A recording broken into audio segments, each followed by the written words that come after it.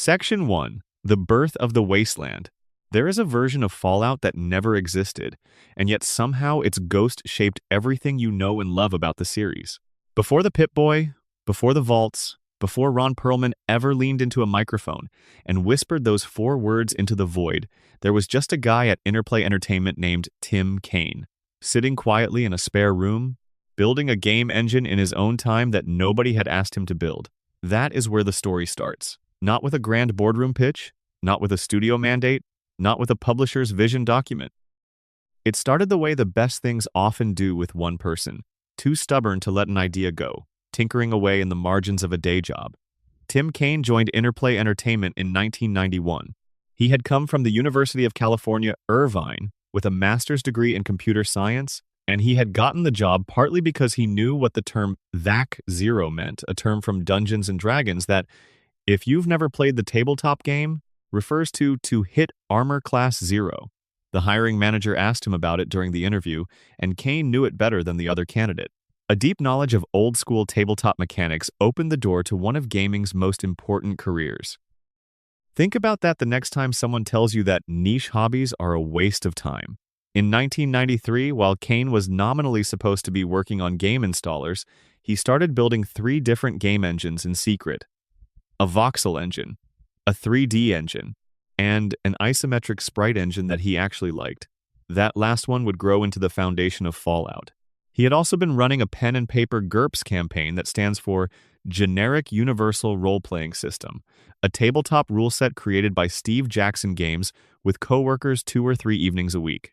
The connection between the tabletop sessions and the engine he was building started to feel obvious. What if there was a way to put it all together? So Kaine began building a combat engine based on GURPS, and word started to get around Interplay that he was working on something interesting. Slowly, people started coming to informal meetings to help shape it. Not in conference rooms, not as formal assignments. Kaine would send out an email saying he was in a conference room with a pizza and that anyone who wanted to contribute could come by on their own time. 3 people consistently showed up: lead designer Chris Taylor, art director Leonard Boyarsky, and lead artist Jason Anderson. They built something remarkable out of nothing, fueled entirely by enthusiasm. By 1994, Interplay had officially licensed the GURPS system from Steve Jackson Games, and the project had a name: Vault-Tec, a GURPS post-nuclear role-playing game. That title was eventually rejected as unwieldy. The name Armageddon was considered as a replacement, but another Interplay project already had that title, a project that was later canceled entirely, which is a fun piece of irony. Brian Fargo, Interplay's president, eventually suggested the name Fallout, and the game found its identity. For about 6 months in those early days, Kaine was the only person working on it in any dedicated capacity. He was doing the programming alone, designing the systems alone, and doing most of the dreaming alone. He later described that solitary stretch as foundational, that the freedom of being a one-man operation meant the game's DNA formed without the interference that would come later. By the time more people joined, the bones of what Fallout would become were already there. The early team considered making the game first-person and fully 3D, which would have put it a decade ahead of what Bethesda eventually did with Fallout 3. They rejected the idea because the technology of the mid-1990s could not produce character models with enough detail to make it feel right. They chose isometric perspective instead, an oblique, overhead camera that became one of the defining visual signatures of classic Fallout. The world looked like a model train set at the end of the world. Gritty, detailed, and viewed from a god's eye distance that somehow made everything feel more tragic. The team also briefly considered a fantasy setting and even a time travel setting before landing on the post-apocalyptic scenario. The 1950s aesthetic, the retro-futuristic bubble of bomb shelter optimism colliding with nuclear dread, crystallized gradually. The Fallout world diverges from our own timeline after World War II, when nuclear energy replaced transistor technology as the dominant technological paradigm. The world kept the cultural attitudes of the 1950s, but layered rocket cars and energy weapons on top of them. It was a brilliant bit of world building, the kind that feels self-evident in hindsight, but must have felt extremely unusual on paper in 1994. Then came the crisis. In March 1997, just months before the game was scheduled to ship, Steve Jackson Games pulled the GURPS license. The official story from Interplay was that Steve Jackson objected to the amount of violence and gore in the game, particularly a piece of the opening cinematic that showed a prisoner being executed. Brian Fargo later said he showed the opening movie to Steve Jackson and knew immediately the partnership was over. Steve Jackson, in his own public statements, expressed frustration that the GURPS license was dropped and said he wished he knew exactly why, because he had never received clear correspondence about the decision. Tim Kaine later noted that the decision was made by executives at Interplay above his level, and that he tried everything to save the license but couldn't. With the game months from completion, the RPG system underpinning everything had to be replaced from scratch. Tim Kaine was given 1 week to design a new one, and Chris Taylor was given 1 week to code it. What Taylor turned to was a system he had been developing in notebooks, on index cards, and on scraps of grid paper for about a decade, a personal role-playing game he had called Medieval that he'd never done anything with. He adapted it, and what emerged was the special system: strength, perception, endurance, charisma, intelligence, agility, luck, 7 attributes, all captured in an acronym, all built in about a week. Perks were then invented specifically for Fallout to fill the role that advantages and disadvantages had served in GURPS. The special system is now so synonymous with Fallout that most people assume it was always the plan. It was an emergency replacement, born from necessity and a decade of a designer's private obsession with game design. It turned out to be far more elegant than what GURPS would have delivered, partly because it was built to solve one specific game rather than being a general-purpose system. There is also the matter of the original GURPS version itself, which for decades was considered almost entirely lost. Tim Kaine had assembled everything GURPS-related 9 months before Fallout shipped and handed it to Interplay's archive staff. That person apparently did a poor job of archiving, and the material disappeared. Kaine then destroyed his own archive when he left the company, as Interplay had instructed him to do. For years, he believed all trace of GURPS Fallout was gone. But in May 2026, Kaine discovered that his personal archive had not been as thoroughly destroyed as he thought, and he found handwritten notes listing the final advantages, disadvantages, quirks, and skills that had been selected for the GURPS version of Fallout. Some of the planned quirks included things like hates cows, boisterous walker, which would have made your footsteps impossibly loud, and compulsive lying. Disadvantages included stuttering, one eye, overweight, and even 3 different levels of physical unattractiveness, ranging from mildly unattractive all the way to, as Kaine described it, "You're the most disgusting thing ever born in the vault." The fact that this document still exists, surviving 3 decades in a partially destroyed archive, feels like something the game itself might have written. The game that eventually shipped on the 1st of October 1997 had been 3.5 years in the making. It featured 21 voiced NPCs, a remarkable number for its era. The cast included names like Tony Shalhoub, Keith David, Brad Garrett, Clancy Brown, and Ron Perlman, who voiced both the narrator and a character named Butch Harris. The game was nearly canceled in late 1994 when Interplay acquired licenses for Dungeons & Dragons properties and briefly decided to focus resources there, but Kaine convinced the company to let him finish. When Diablo released in early 1997 and became a massive hit, there was pressure from within Interplay to convert Fallout into a real-time multiplayer game. Kaine resisted. He believed in the turn-based, slow-burn experience they were building. The game itself was built to be genuinely open. The design team wanted outcomes you couldn't predict and paths you hadn't considered. One of the game's QA testers discovered you could put dynamite on children not by accident, but by setting a timer and reverse pickpocketing an NPC.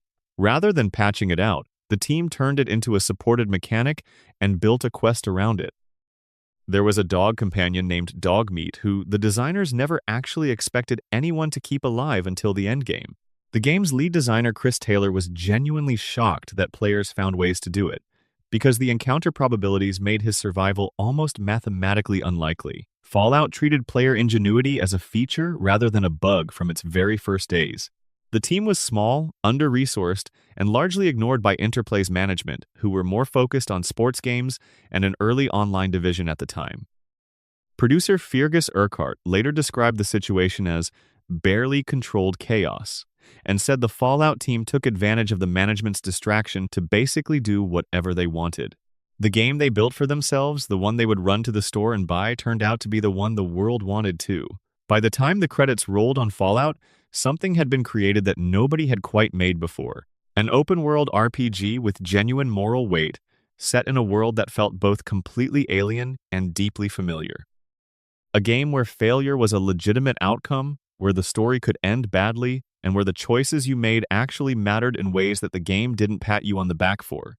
It was simultaneously the final flower of the isometric RPG era and the seed of everything that came after it. Hey, quick pause before we keep going. If you're watching this right now, drop a comment and tell me where in the world you are and what time it is. I genuinely love knowing who's watching these, and if you haven't subscribed yet, now's a good time. There are hundreds more of these kinds of deep dive videos coming, and you don't want to miss them. Section 2. The world Vault-Tec built. To understand Fallout, you have to spend time inside its history. Not the history of the games, the history of the world the games are set in. Because one of the most quietly remarkable things about the Fallout franchise is that its developers built a coherent, detailed alternate timeline stretching back to the end of World War II, and the accumulated weight of that history is what makes every rusted sign, every crumbling building, every faded advertisement feel like it belongs to a real place. The Fallout universe splits away from our own timeline sometime after 1945, in the years following the atomic bombings of Hiroshima and Nagasaki. In our world, those bombings accelerated the development of transistor technology and eventually led to the miniaturization of electronics, the integrated circuit, the personal computer, the smartphone. In the Fallout universe, nuclear power won instead. The world got fission reactors in everything: cars, appliances, weapons, but never developed transistor-based computing or portable electronics in any meaningful way.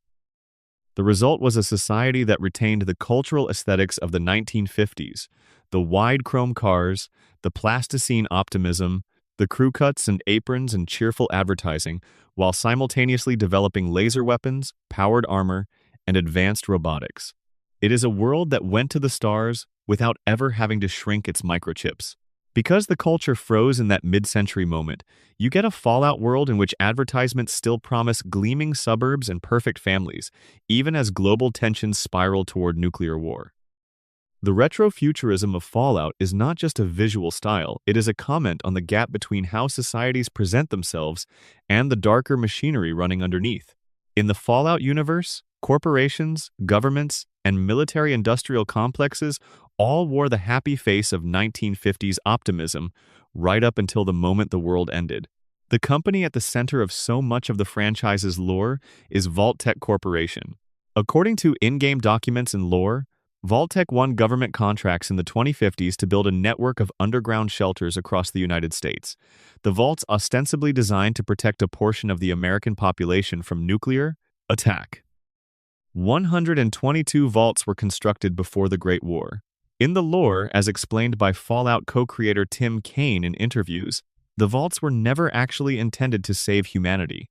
They were an elaborate social experiment program, designed to collect data on how human beings behave under extreme stress. That data was meant to inform the development of a generation starship. The real plan for preserving humanity was always to get off the planet entirely. The vaults were the cruel lab work that would make the ship possible.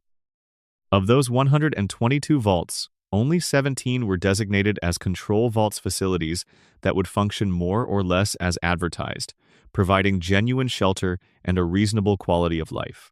The other 105 were experimental vaults, each designed to test a specific hypothesis about human behavior.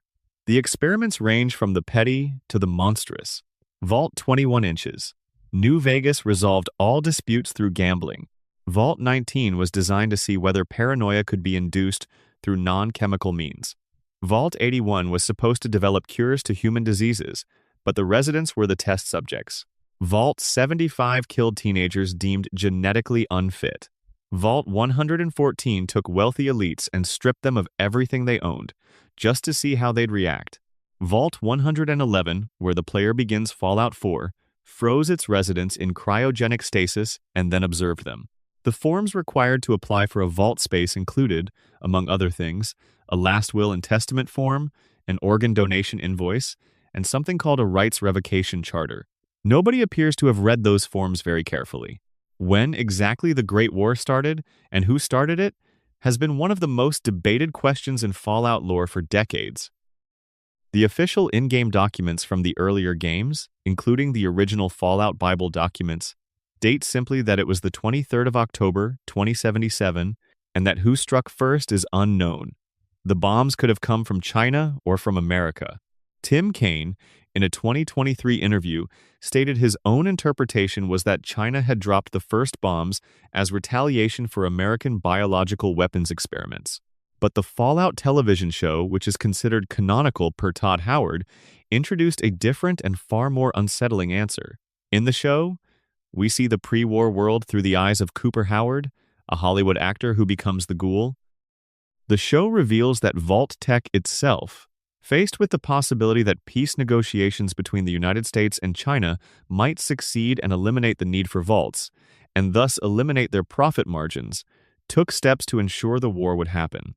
A character named Barb Howard articulates the financial logic of why a private company with a fiduciary responsibility to its shareholders would need the nuclear war to occur. Whether that was Vault-Tec actually pressing the button or simply clearing a path for it to happen is left somewhat ambiguous, but the implication is clear and deeply, perfectly cynical. In the world of Fallout, the apocalypse was good for business. The Great War itself lasted approximately 2 hours. It was simultaneous and total thousands of warheads fell on both sides of the Pacific, and by the time it was over, the civilization of the 21st century was gone. The bombs began landing in the morning, with the first nuclear missiles detected by NORAD at 9:13 Eastern Standard Time and a retaliatory strike ordered at 9:26.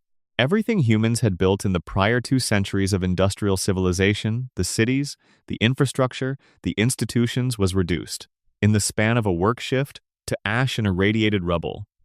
Most people did not make it to the vaults. One of the grimmer pieces of lore is that Vault-Tec had run so many false alarm drills in the years leading up to the war that people had developed a cry-wolf response to the sirens. When the real bombs came, enormous numbers of people simply didn't believe it was real and didn't seek shelter. The vaults sealed with a fraction of their intended populations. What grew from that ruin is where each game picks up. The Fallout timeline is long and richly detailed. In 2102, exactly 25 years after the Great War, Vault 76 opens in West Virginia. This is the setting of Fallout 76, the earliest point in the main game timeline.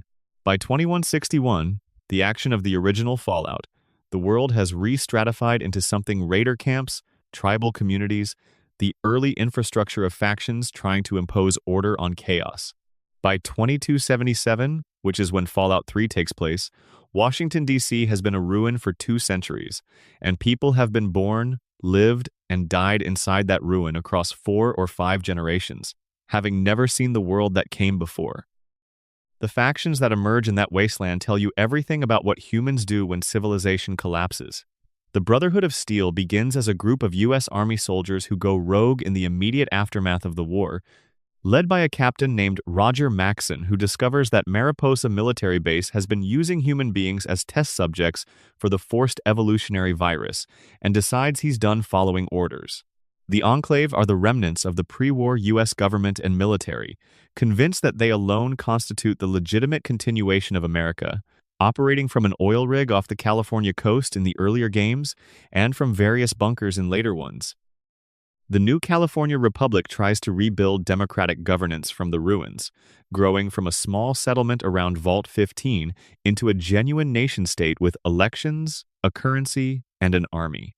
Caesar's Legion is a slaveholder empire modeled on ancient Rome, built by a man named Edward Sallow who read too much classical history and decided the path forward for humanity was discipline, conquest, and the complete erasure of pre-war memory. Every faction is somebody's answer to the question of what you do when everything is gone. Every faction also has blind spots and contradictions that make them something other than purely good or purely evil. The Brotherhood hoards technology out of a paranoid conviction that it will destroy humanity, but their hoarding means the people who need that technology to survive don't have it. The NCR is genuinely trying to build something democratic, but 2 centuries of frontier expansion has made them stretched thin, corrupt in their bureaucracy, and willing to use the same muscular coercion they claim to oppose. That moral complexity embedded in the setting from the very beginning is what elevates Fallout above simple, post-apocalyptic power fantasy. And underneath all of it, in the irradiated soil and the mutated rivers and the ruined office buildings still holding decades-old memos, there is the texture of a world that once had people in it. Not generic post-apocalyptic grunge, but a specific civilization that had specific hopes and specific failures. The Nuka-Cola machines still have flavors. The abandoned schools still have attendance records. The Pip-Boys still play old radio stations. The debris of Fallout's pre-war world is not just atmosphere, it is a meditation on what we leave behind when we're gone. The Pip-Boy itself, the wrist-mounted computing device given to Vault residents, has an in-game history worth noting. Vault-Tec collaborated with Robco Industries to produce the devices, and they were issued to Vault residents as a combination of life support monitor, map, inventory manager, and information terminal.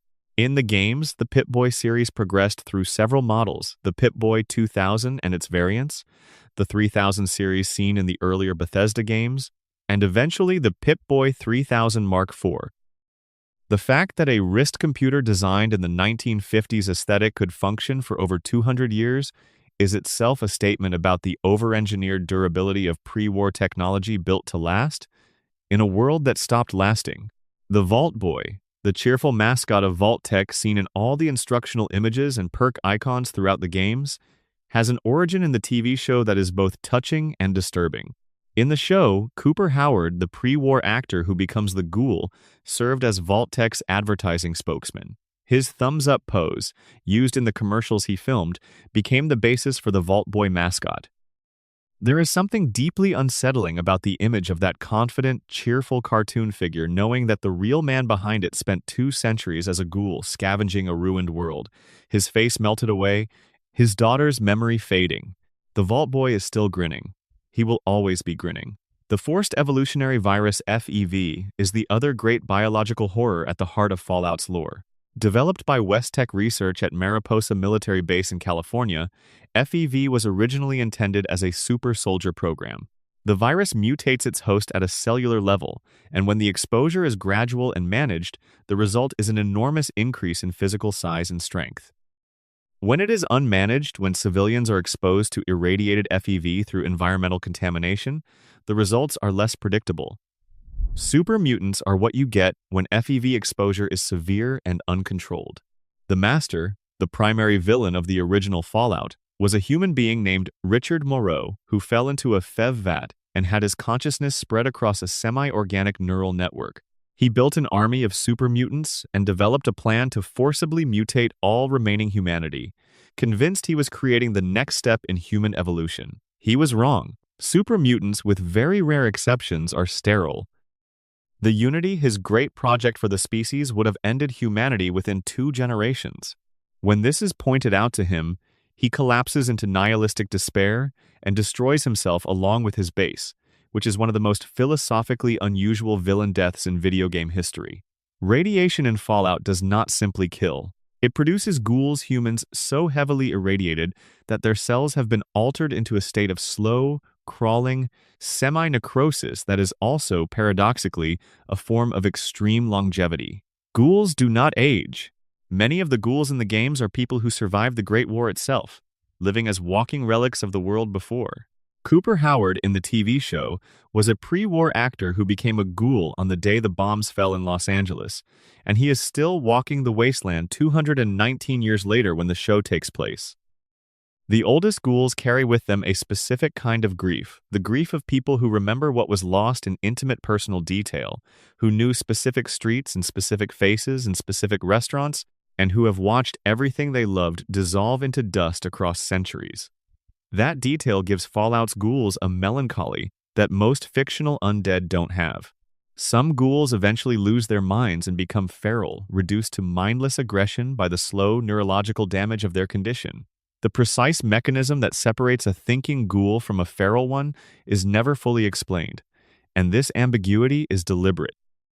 Several quests across the Fallout games force you to consider the question of whether a ghoul, who seems feral, might still have something human left inside them, or whether the one you assume is coherent might be only pretending.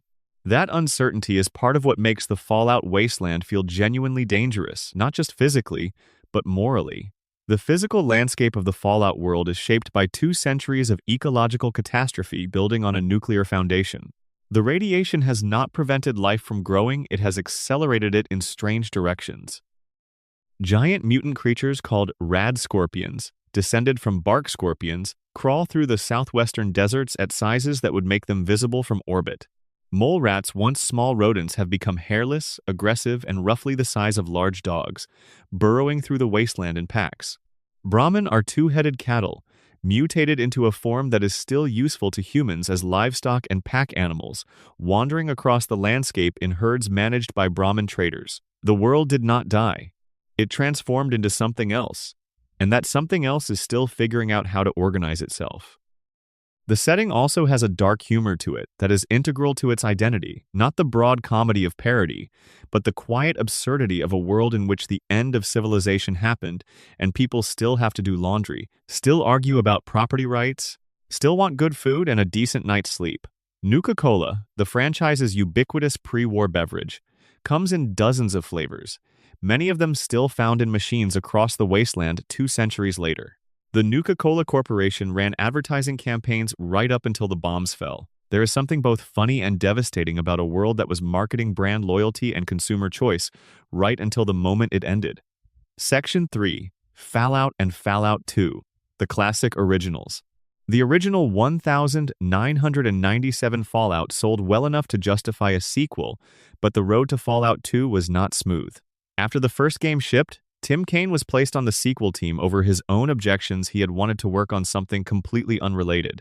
Within months, he had left Interplay entirely. Leonard Boyarsky, the art director who had been a core creative force on the first game, left along with him. Jason Anderson, the lead artist, went too. The 3 of them formed Troika Games, a studio that would go on to make Arcanum, of Steamworks and Magic Obscura, and the cult classic Vampire, The Masquerade Bloodlines. They were there for Fallout's birth, but they did not stay for its childhood. The remaining team at what was then being called Black Isle Studios, a division of Interplay that had taken its name from a peninsula in Scotland, because founder Fergus Urquhart's family came from there, pushed forward on Fallout 2 with a compressed timeline. The sequel was released in October 1998, about a year after the original, and while it expanded enormously on the first game's world and introduced the setting of Arroyo and the new California Republic, it also carried visible scars of rushed production. The game was significantly buggier at launch than the first title, and some sections felt underdeveloped compared to the polished core of the original. Black Isle later released extensive patches, and Fallout 2 Inches, its final patch state, is considered by many fans to be the stronger of the 2 isometric games, deeper, stranger, more politically complex. But the launch was rough. Fallout 2 introduced the city of New Reno, which is one of the most genuinely unexpected places in the franchise. A city of organized crime families competing for territory in the Nevada desert, New Reno had a strip club, a pornography studio, a casino, and a prostitution circuit. You could become a boxing champion. You could become a porn star. You could get addicted to Jet, a fictional inhalant drug that becomes central to one of the game's most interesting questlines, because Jet turns out to have been synthesized relatively recently, rather than being a pre-war holdover, and uncovering who made it and why reveals a web of manipulation that ties directly into the game's central antagonist. The main antagonist of Fallout 2 is the Enclave, the remnants of the pre-war US government and military operating from an oil rig in the Pacific Ocean, led by a character called President Dick Richardson, who has descended into what can only be described as cheerful fascism. The Enclave's plan involves releasing a modified strain of FEV into the water supply at a government-controlled water purification hub called Project Purity, a plan that will kill everyone who carries any mutation, which, after 80 years of post-nuclear survival, means basically everyone except for the Enclave themselves. Their logic is that pure-blooded Americans deserve to reclaim their homeland, and everyone else is just a contaminated obstacle. It is, among other things, an extremely pointed piece of political satire about purity politics and American exceptionalism, written in the late 1990s and still landing clean decades later.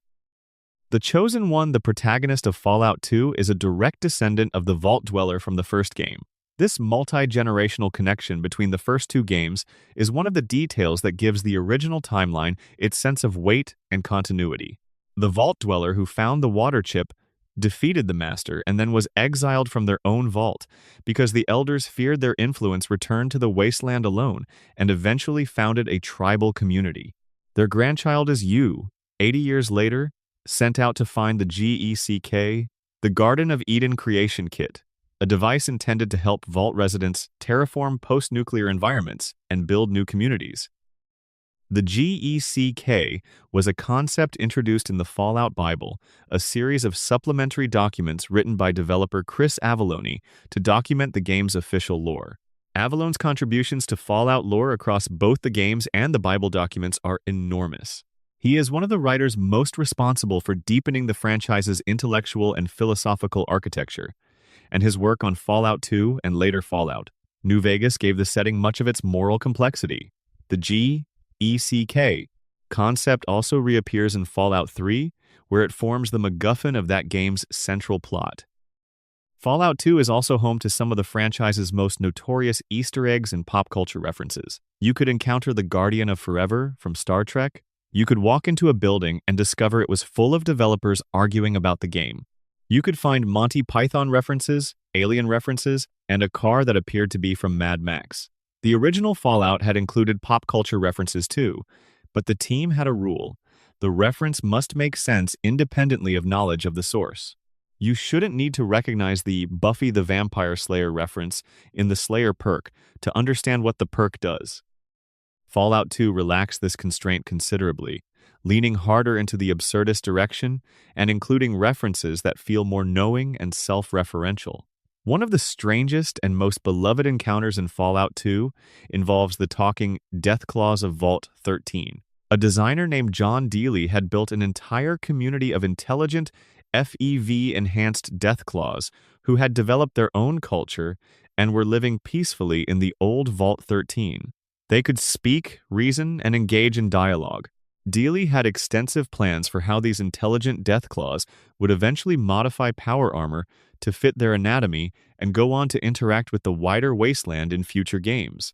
Then, other developers had most of the community killed off by the Enclave agent Frank Horrigan without consulting Dealey, which rendered the entire arc essentially a dead end. Dealey was reportedly not happy about this. The surviving Deathclaw, Gorus, could be recruited as a companion. Gorus wore a hooded robe in a subtle, heartbreaking attempt to pass as something other than what he was. Fallout Tactics: Brotherhood of Steel came out in 2001, developed by an Australian studio called Microforte. It was a tactical strategy game that stripped away the open-world RPG elements in favor of squad-based military operations in the Midwest. The game divided fan opinion sharply. Some loved the tighter tactical gameplay. Others felt the shift away from the RPG format betrayed what made Fallout special. The game introduced content including talking Deathclaws, raccoon-like mutants called Beast Lords, and the revelation that the calculator supercomputer was controlling robot armies that sat uncomfortably with the main game canon. Bethesda later indicated that Fallout Tactics exists in a gray area of canon, which is a polite way of saying that the developers, after Bethesda acquired the license, preferred to treat it as an alternate timeline story that they weren't obligated to honor. Fallout: Brotherhood of Steel, the 2004 action game for PlayStation 2 and Xbox, is almost universally regarded as the franchise's worst release. It was a pure hack-and-slash brawler with RPG elements added almost as an afterthought, featuring dialogue so crude it made the game feel actively embarrassing in comparison to the series it was supposed to represent.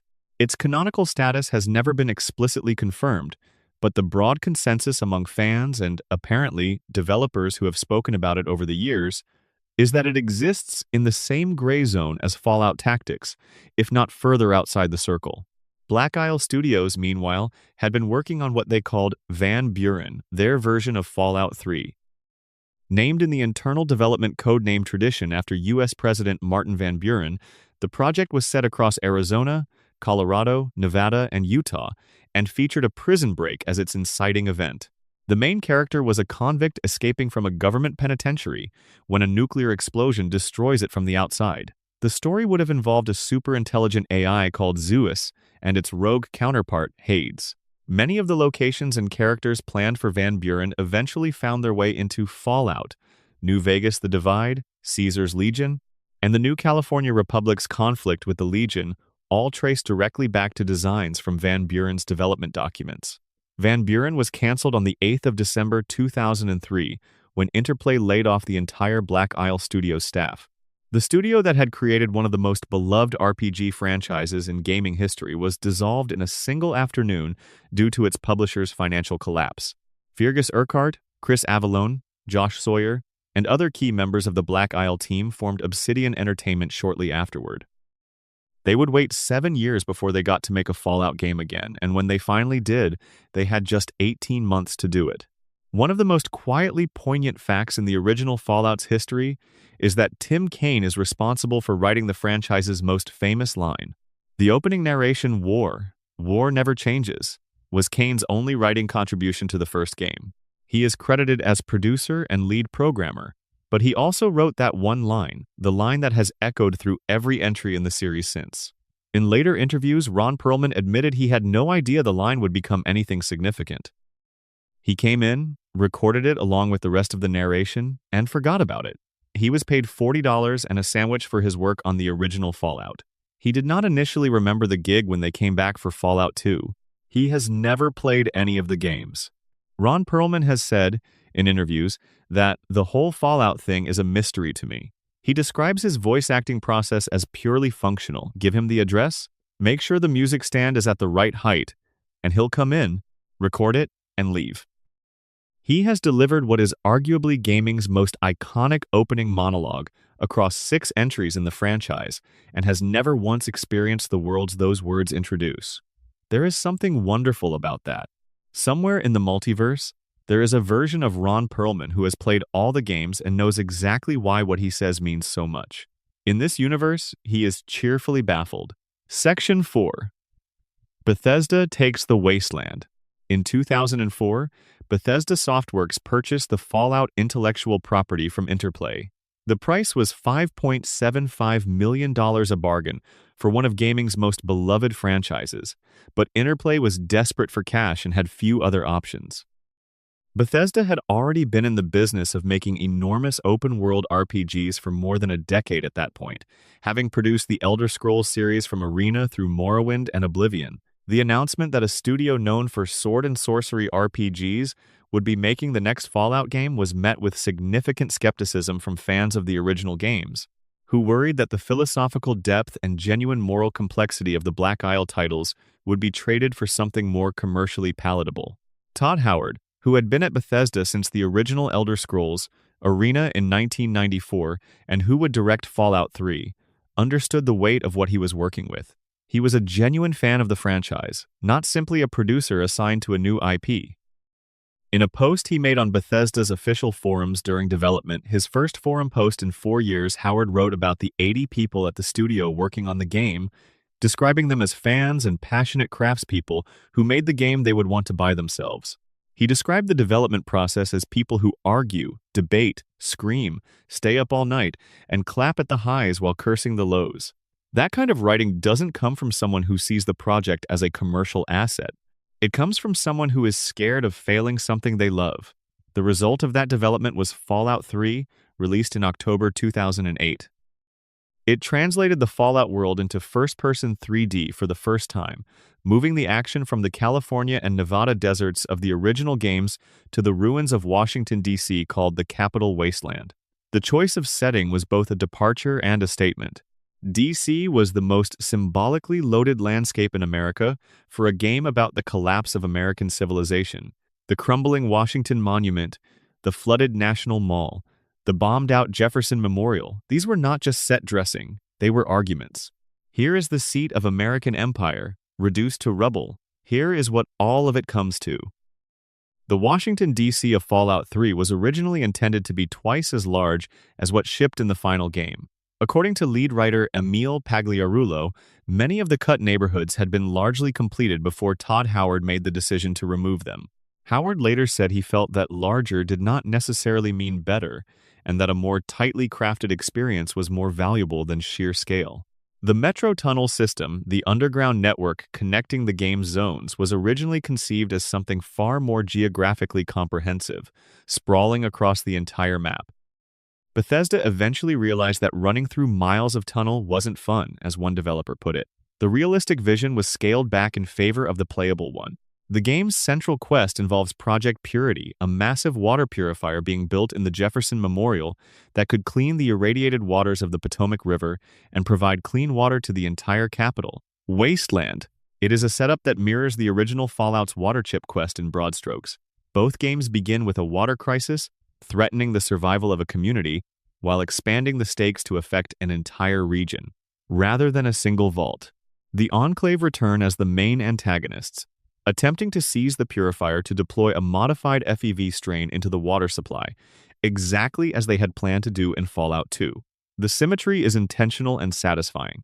Fallout 3 introduced several companions who became fan favorites. Dogmeat returned from the original game, a German shepherd who could be found guarding a junkyard and who would follow the player loyally across the wasteland. Butch Deloria, a former bully from the Vault who cleaned up his act over the course of his character arc, could join the player. Sergeant RL3, a military robot found in a random vendor's inventory, was one of the more obscure options. The companion most beloved by players was probably Fox, a super mutant of unusual intelligence and gentleness, who had been imprisoned in Vault 87, and who, when the player freed him, revealed a philosophical depth rare in characters of his kind. Fox quoted poetry and expressed something close to grief about his existence. He was remarkable, and his voluntary imprisonment was one of the more affecting character moments in the game. The game's DLC expansions explored corners of the post-war world that the main game hadn't touched. Operation Anchorage was a virtual reality simulation of the Battle of Anchorage, a real in-universe event during the Sino-American War, the last great military conflict before the Great War, in which the U.S. Army repelled a Chinese invasion of Alaska. This DLC later became canonical set dressing for several scenes in the Fallout TV show's second season, where Cooper Howard is shown fighting in Alaska in T-45 power armor. The pit was set in the ruins of Pittsburgh, renamed by its enslaved inhabitants. Broken Steel extended the game's ending, which had originally required the player to sacrifice themselves in a somewhat ham-fisted way. Point Lookout was set in a flooded Maryland park and is widely considered the most atmospheric of the Fallout 3 DLCs. And Mothership Zeta was an alien abduction story that divided fans. Some found it fun and silly, others felt it was too tonally inconsistent with the world. The Pip-Boy 3000 of Fallout 3 introduced one of the franchise's most enduring interface design choices. The green-tinted screen of the device, displaying text and maps through an interface that felt appropriately analog and aged, became the visual grammar of modern Fallout. The original games had Pip-Boys too, but the Bethesda version made the device into something you genuinely inhabited, rotating it on your wrist in real time to read it.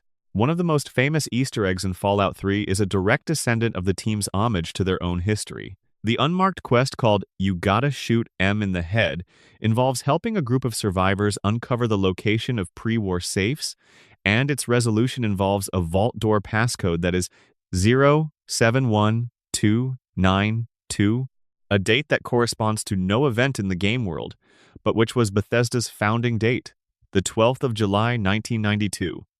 It is a very quiet thing to find in the ruins of a world. The game also contains the Dunwich Building, a derelict office complex that stands as one of Fallout 3's most genuinely unsettling locations. Named explicitly after the H.P. Lovecraft story, The Dunwich Horror, the building has no explicit supernatural elements, but its basement contains strange obelisks, blood-stained floors, audio recordings of employees becoming increasingly unhinged, and a final room with a vision that implies something deeply wrong with the space. The Dunwich family, and the name Dunwich more broadly, appears repeatedly across the Fallout games as an in-universe reference to an ancient and malevolent presence that predates the Great War. In Fallout 4, there is a Dunwich Borer's Quarry that expands on the mythology significantly. Whether any of this is literally supernatural in the game's world, or whether it represents the delusion of people living in a traumatized and dangerous environment, is left intentionally unclear. Fallout 3's soundtrack, composed by Enon Zur, was the first full orchestral score in the franchise's history. Earlier games had used ambient electronic music. Zur's sweeping, melancholy orchestrations gave the capital wasteland a cinematic grandeur that suited the more mainstream ambitions of Bethesda's version of the game. The radio station's Galaxy News Radio, with its curated collection of vintage 1940s and 1950s music played by the enthusiastic Three Dog, and the Enclave's propaganda channel gave the game's ambient soundscape a layer of authentic period texture. The voice of Three Dog, the radio DJ of Galaxy News Radio, was provided by Eric Dellums, who gave the character an anarchic, passionate energy that made him one of Fallout 3's most beloved NPCs. Three Dog served as both a narrative anchor and an in-universe commentator, his broadcasts updating to reflect the player's actions across the wasteland. When the player blew up Megaton, the game's controversial early choice to detonate a nuclear bomb in the middle of a thriving settlement, Three Dog would comment on it with barely concealed disgust. The radio station was the wasteland's conscience, filtered through a classic rock DJ persona. Megaton itself is worth discussing. Built around an undetonated nuclear bomb that the town's founders incorporated into their central plaza as a quasi-religious icon, Megaton is one of the most memorable first settlements in any open-world RPG. The quest to destroy it, offered by a villain named Mr. Burke, acting on behalf of the mysterious Alistair Tenpenny, who watches from his penthouse tower through binoculars, was controversial at launch. It remains controversial. The atomic explosion that levels the town if the player chooses to arm the bomb is depicted in graphic detail, and the moral weight of wiping out an entire community of named characters is handled with enough craft to feel genuinely significant rather than just gratuitously dark. Some players found it thrilling, others refused to do it. A few players detonated the bomb and then were haunted by it for years, which is arguably exactly the response the game was designed to produce. Fallout 3 sold over 5 million copies in 2008 alone. It became one of the best-reviewed games of its generation and won dozens of awards. It also reignited the franchise completely, introducing millions of players to the Fallout universe who had never heard of the isometric originals. When Bethesda decided they wanted a 2010 release to fill the gap before Skyrim, they looked at who could make a sequel-adjacent game using the Fallout 3 engine in record time. They called Obsidian Entertainment. They gave them 18 months. Section 5, New Vegas and the Obsidian Miracle. The story of how Fallout New Vegas came to exist is one of the most genuinely unusual production histories in modern game development. Bethesda had released Fallout 3 in 2008 to enormous commercial and critical success, and they had already started working on the Elder Scrolls V Skyrim. They wanted to support the Fallout brand with more content in the window between Fallout 3 and Skyrim's 2011 release. Creative director Todd Howard lobbied for a full game rather than just an expansion pack, and he suggested giving the contract to Obsidian Entertainment, the studio formed largely by former Black Isle developers, because of their historical connection to the franchise. In 2007, Obsidian had actually turned down an offer from Bethesda to develop a Star Trek game. They accepted the Fallout offer gladly. The conditions were tight. Bethesda gave them 18 months to develop a full AAA open-world RPG. For context, most games of that scope take 4 to 6 years. Obsidian was building on Bethesda's Gamebryo engine, which their programmers had limited experience with. They received console development kits after work had already begun, and when they did, they discovered immediately that the New Vegas Strip was not properly optimized for console hardware. It had to be split into 3 sections, separated by loading screens, rather than being one continuous environment. Josh Sawyer, who served as project director and lead designer, had his back essentially against the wall from the first week. His decision was to accept the constraints rather than fight them. Obsidian would lean on Fallout 3's engine and asset library as heavily as possible, adapting rather than replacing, so they could devote their limited time to the things they did best: writing, quest design, faction systems, and open-world reactivity. Sawyer's philosophy going in was shaped directly by the original Fallout games. He described the original Fallout as foundational to his understanding of how role-playing games should work, and he wanted to bring that philosophy back. What that meant in practice was a game that offered the player genuine choice without artificially enforcing a moral polarity. Rather than a good-evil karma system, New Vegas built a reputation system tied to specific factions. How you stood with the NCR, the Legion, Mr. House, the various raider gangs, and the independent settlements was tracked separately. You could be beloved by the Rangers and despised by the Powder Gangers, simultaneously, based on specific actions, rather than having a single abstract meter determine how the world saw you. It sounds like a small technical difference, but it fundamentally changed how factions felt they had memories of you, not just ratings. The setting of Las Vegas was chosen because it evoked the retro-futuristic 1950s imagery. The series was known for the desert strip of neon lights and gaudy spectacle, while also being historically rich enough to support complex storytelling. Sawyer used data collected by the United States Geological Survey and reference photographs he had taken personally to design the game's map. The Mojave Desert's geography was translated with unusual care into the game world. The Hoover Dam, which forms the centerpiece of the game's climactic conflict, is a real structure in the area and was recreated for the game with substantial fidelity. In the Fallout universe, the dam represents enormous pre-war infrastructure, still functional after 200 years, still generating enough power to give whoever controls it a decisive advantage over everyone else in the region. The entire political dynamic of Fallout, New Vegas flows from the dam. The NCR wants it, Caesar's Legion wants it, Mr. House wants it, and the player, through their choices, determines who gets it or whether anyone does. Mr. House, the CEO and founder of Robco Industries and later the de facto ruler of what remains of New Vegas, is one of Fallout's most remarkable characters. Born Robert Edwin House, he used his extraordinarily high intelligence to predict the exact date of the Great War, and spent the decades before it accumulating enough resources to protect Las Vegas from nuclear destruction. He sealed himself in a life support chamber beneath the Lucky 38 casino in 2065, extending his life indefinitely through technology. By the time the player meets him in 2281, he is 261 years old, still brilliant, still in command of his Securitron army, and still pursuing a vision for humanity's future that is part genuine altruism and part monstrous control. He is, in many ways, the ideological opposite of the Master. From the original game, both are brilliant individuals with grand plans for humanity. Both have become something less than human in the process of pursuing those plans. But where the Master was deluded, House is self-aware and perfectly rational, which somehow makes him scarier. The writing of Fallout, New Vegas, was handled by a team that included some of the most talented game writers working at the time. Chris Avallone, who had written extensively for the Black Isle games, contributed several of the game's DLC expansions, including Old World Blues, widely considered one of the best pieces of content in the entire Fallout franchise, a love letter to B-movie science fiction set in a pre-war think tank populated by disembodied brains in jars. John Gonzalez wrote the companions, giving each one a layered backstory and a personal quest that illuminated the world through their specific lens. The companions in New Vegas are among the best in the series, and possibly among the best in RPG history. Veronica Santangelo, a Brotherhood of Steel scribe who travels with a power fist and barely concealed emotional pain. Boone, a sharpshooter NCR sniper carrying survivor's guilt so dense you can almost feel the weight of it in his dialogue. Cass, a caravan merchant whose life's work was destroyed before you met her. EDE, a floating Eyebot with a secret history that unfolds across the game's entire main questline.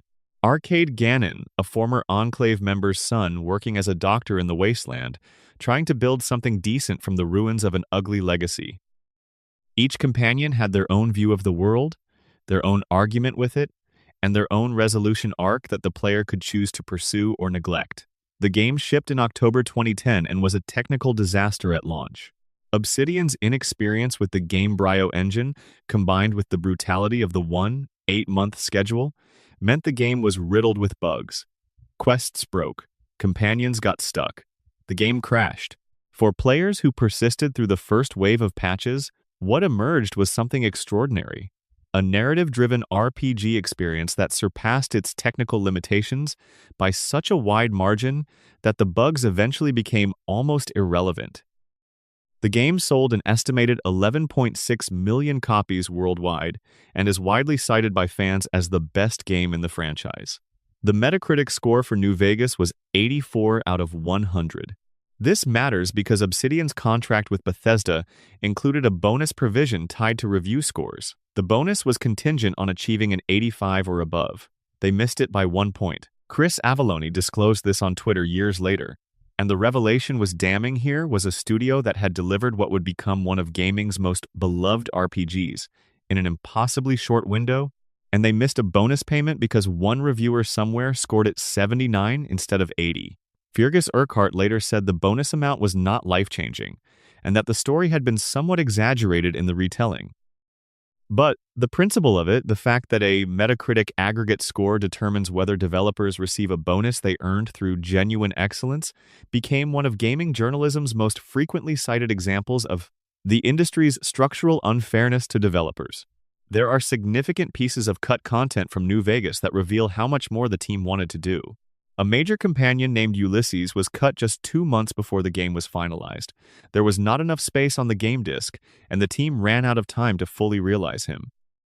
Ulysses was repurposed as the primary antagonist of the final DLC, Lonesome Road, which gives him a more focused role than a companion slot would have allowed, but the original intent was for him to follow the player throughout the main game.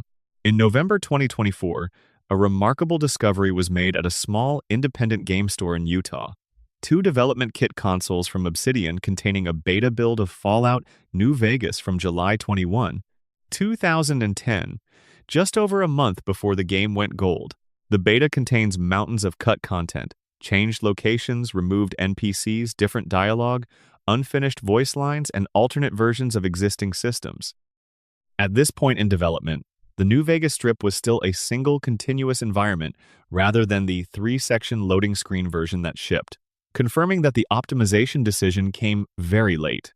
The community that analyzed this build found changes at virtually every major location in the game, a testament to just how aggressively the team had to cut and compress in the final weeks.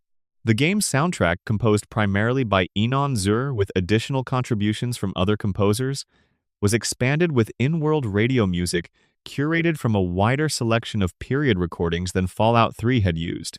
Radio New Vegas, hosted by the character Mr. New Vegas, voiced by Wayne Newton, the real-life Vegas entertainer had a warmer, more polished feel than Three Dogs' scrappy Galaxy News radio. The choice of Newton was both a sincere tribute to old Vegas culture and a perfect piece of world-building coherence. Wild Wasteland, the trait that players could take during character creation to enable additional absurdist Easter eggs and pop culture references scattered throughout the world, was later argued by one of the game's own developers to be a mistake. The argument was that the trait incentivized players to always take it. Nobody wants to miss hidden content, which essentially made it not a real choice. The references are funny. The mechanic of gating them behind a character creation option was overcomplicated. It is the kind of design debate that is invisible to most players but matters enormously to the people building the games, and the fact that New Vegas's own developers were willing to critically evaluate their decisions years later speaks to the seriousness with which Obsidian always engaged with its own work. Section 6, Fallout 4, and the World Rebuilt. Fallout 4 was announced at E3 2015, and the announcement trailer was one of the most watched gaming videos in YouTube history at the time. The game released on the 10th of November 2015, 5 years after New Vegas, 7 years after Fallout 3, and it represented Bethesda's most ambitious and most divisive effort in the franchise. The game moved the action to the Commonwealth, the post-war ruins of Boston and Greater Massachusetts. The choice of setting gave the designers access to rich, colonial, and revolutionary American history. Concord, the Freedom Trail, the USS Constitution. Fenway Park layered underneath 2 centuries of post-nuclear accumulation. Boston is a city defined by its past, and setting a game about the weight of history there gave Fallout 4 a specific architectural meaning that the more generic post-apocalyptic city settings of Fallout 3 had lacked. The most significant structural change in Fallout 4 was the voiced protagonist. For the first time in the franchise, the player character had a voice, 2 voices actually, male and female, provided by Brian T. Delaney and Courtney Taylor respectively. This decision was enormously controversial and remains so. The argument against voicing the protagonist is that it restricts player expression and breaks the immersion of role-playing. When the character speaks with a specific personality, it becomes harder to imagine yourself genuinely inhabiting them. The argument for it is that a voiced character enables more dramatically compelling story beats, particularly in a game where the protagonist's identity as a pre-war survivor is central to the narrative. The story of Fallout 4 is structured around parenthood and identity. The sole survivor, the player character, was cryogenically frozen in Vault 111 on the morning of the 23rd of October 2077, along with their spouse and infant son, Sean. The sole survivor watched their spouse be shot and their son be taken before being refrozen. They emerge from the vault 210 years later into a commonwealth they no longer recognize, searching for a son who would now be an old man if he's even alive. This is a sharp, specific emotional hook, quite different from the more diffuse wanderer narratives of the earlier Bethesda games. Sean, it turns out, is alive. He's an old man. He is also the director of the Institute, the most advanced scientific organization in the post-war world, operating in a hidden underground facility beneath MIT. The Institute builds synths, synthetic humans so biologically perfect that they are, by any meaningful measure, indistinguishable from organic humans. The central moral question of Fallout 4 is whether synths deserve rights and personhood, and the four factions of the game each answer that question differently. The Brotherhood of Steel says synths are dangerous technology and must be destroyed. The Railroad says synths are people and must be freed. The Institute says synths are tools, regardless of how human they appear. The Minutemen, the faction most focused on immediate human survival, are more ambivalent. The settlement building system introduced in Fallout 4 was entirely new to the franchise. Players could not only explore the wasteland but construct communities within it, building walls, roofs, crafting stations, crops, water purifiers, generator banks, defensive turrets, and eventually elaborate multi-story structures. For a subset of the player base, settlement building became the dominant activity, and some of the structures players eventually constructed were extraordinary feats of in-game architecture. For players who wanted the focused narrative experience of the earlier games, the settlement system felt like a distraction and a time sink. The crafting system extended beyond settlements to weapons and armor. Weapons could be modified at workbenches with dozens of different receivers, barrels, stocks, scopes, magazines, and suppressors. Armor could be pieced together from individual limb components rather than coming as full sets. The level of granularity available to players who wanted to engage with the crafting system was remarkable, and it produced genuine diversity in the visual and mechanical character of playthrough equipment. Fallout 4's faction system gave it 4 possible endgames rather than the single outcome structure of Fallout 3. Depending on which faction the player aligned with, the Institute, the Brotherhood, the Railroad, or the Minutemen could emerge as the dominant power in the Commonwealth.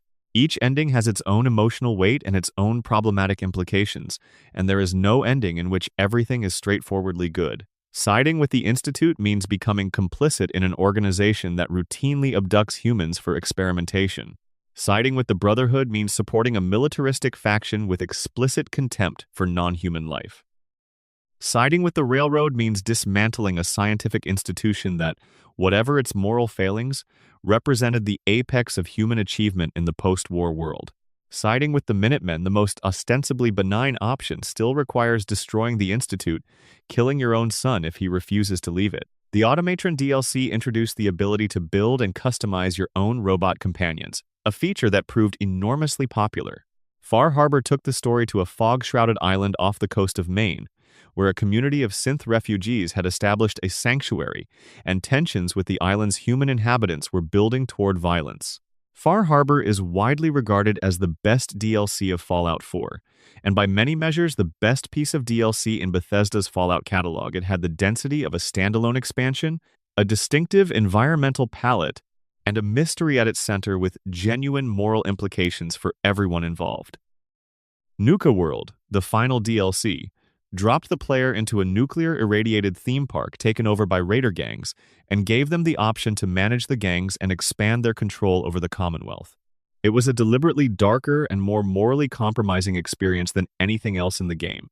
Nick Valentine, the synth detective companion, became one of Fallout's most beloved characters. A pre-war police detective's memories had been loaded into an early synth model, creating a consciousness that was simultaneously human and not memory without body, personality without biology. Nick carried the weight of that dislocation through dry wit and a private melancholy that emerged in dialogue if you spent enough time with him. He was voiced with tremendous subtlety by Stephen Russell. Piper Wright, the journalist companion, gave the game a character whose professional purpose was to interrogate the world around her. She was building a newspaper in the ruins of Boston, insisting on the importance of information and accountability, even in a post-apocalyptic environment where both felt almost absurdly beside the point. That sense of purpose, the conviction that documentation and truth-telling matters even when civilization is gone, gave Piper a genuine ideological spine that most game companions lack. The Prydwen, the Brotherhood of Steel's enormous aerial battleship that arrives above the Commonwealth mid-game, is named after King Arthur's ship in Welsh mythology, specifically from the poem Prydw Anwyfnin, which describes a voyage to the Celtic underworld. The Fallout TV show names its equivalent vessel the Caswenin, which is an alternate name for the same Arthurian vessel. The Brotherhood, in both the games and the show, consciously models itself on a chivalric ideal of order and purity, and the Arthurian vessel names are a subtle piece of world-building that rewards close attention. Fallout 4 shipped with a launch trailer narrated not by Ron Perlman but by the sole survivor, voiced by Brian T. Delaney, delivering the War Never Changes monologue. This was the first time in the franchise that the opening narration wasn't Perlman's voice, and it felt deliberate. This game is about this specific person's loss, not just the generic tragedy of the wasteland. Section 7. The complicated story of Fallout 76. In late 2018, Bethesda released Fallout 76, and the Fallout community had one of its most turbulent years in memory. The concept was ambitious and, by the standards of the franchise, genuinely experimental. For the first time, Fallout was going online a multiplayer game set in Appalachia, the post-war ruins of West Virginia, 25 years after the Great War, in a world so young in its post-nuclear life that the ruins were still fresh and the world's fate was not yet written. The setting was gorgeous. West Virginia's forests, rivers, and distinctive mountain terrain gave the game a visual identity quite different from the dusty southwestern deserts of the Fallout mainstream. The lore of Appalachian culture was woven carefully into the environment. The Mothman of local legend became a recurring cryptid and minor deity in the game's world-building. The Flatwoods monster got its own entry. The Grafton monster, the Wendigo, the Snallygaster. The game was a love letter to American folklore hidden inside a post-apocalyptic survival game. The problem was that the game launched without any human NPCs. The original design philosophy held that the player characters themselves would be the characters, that the absence of human inhabitants would be explained by the world being genuinely devastated, 25 years post-war, and that the social fabric of the wasteland would be built by the player base itself.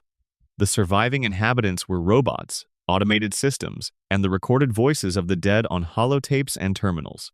It was, on paper, a coherent artistic choice. In practice, it felt deeply wrong to players who loved Fallout for its characters, its dialogue, its moral choices, its human texture. A Fallout without people felt like a skeleton without muscle or skin. The technical problems were equally severe. The game was riddled with bugs at launch, more so than was typical even for Bethesda's historically glitchy releases. Server instability caused disconnects. Texture loading failed. Characters T-posed. Objects clipped through terrain. The game had shipped in a state that felt unfinished, and the community responded with some of the most sustained negative press coverage a major release had seen in years. The controversies did not stop with the software.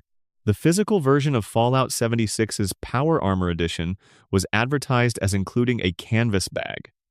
The bags shipped were nylon. Bethesda's customer service told purchasers who complained that canvas was too expensive and wouldn't be provided. Screenshots of that customer service response went viral, and the outrage was sufficient that Bethesda eventually relented and provided canvas bags to affected customers. Then came the discovery that the game's in-game subscription service, Fallout First, offered a scrap bag for storing junk, and that the scrap bag was not actually a bag, in that items stored in it could disappear. The subscription was $99 per year. The bag didn't work.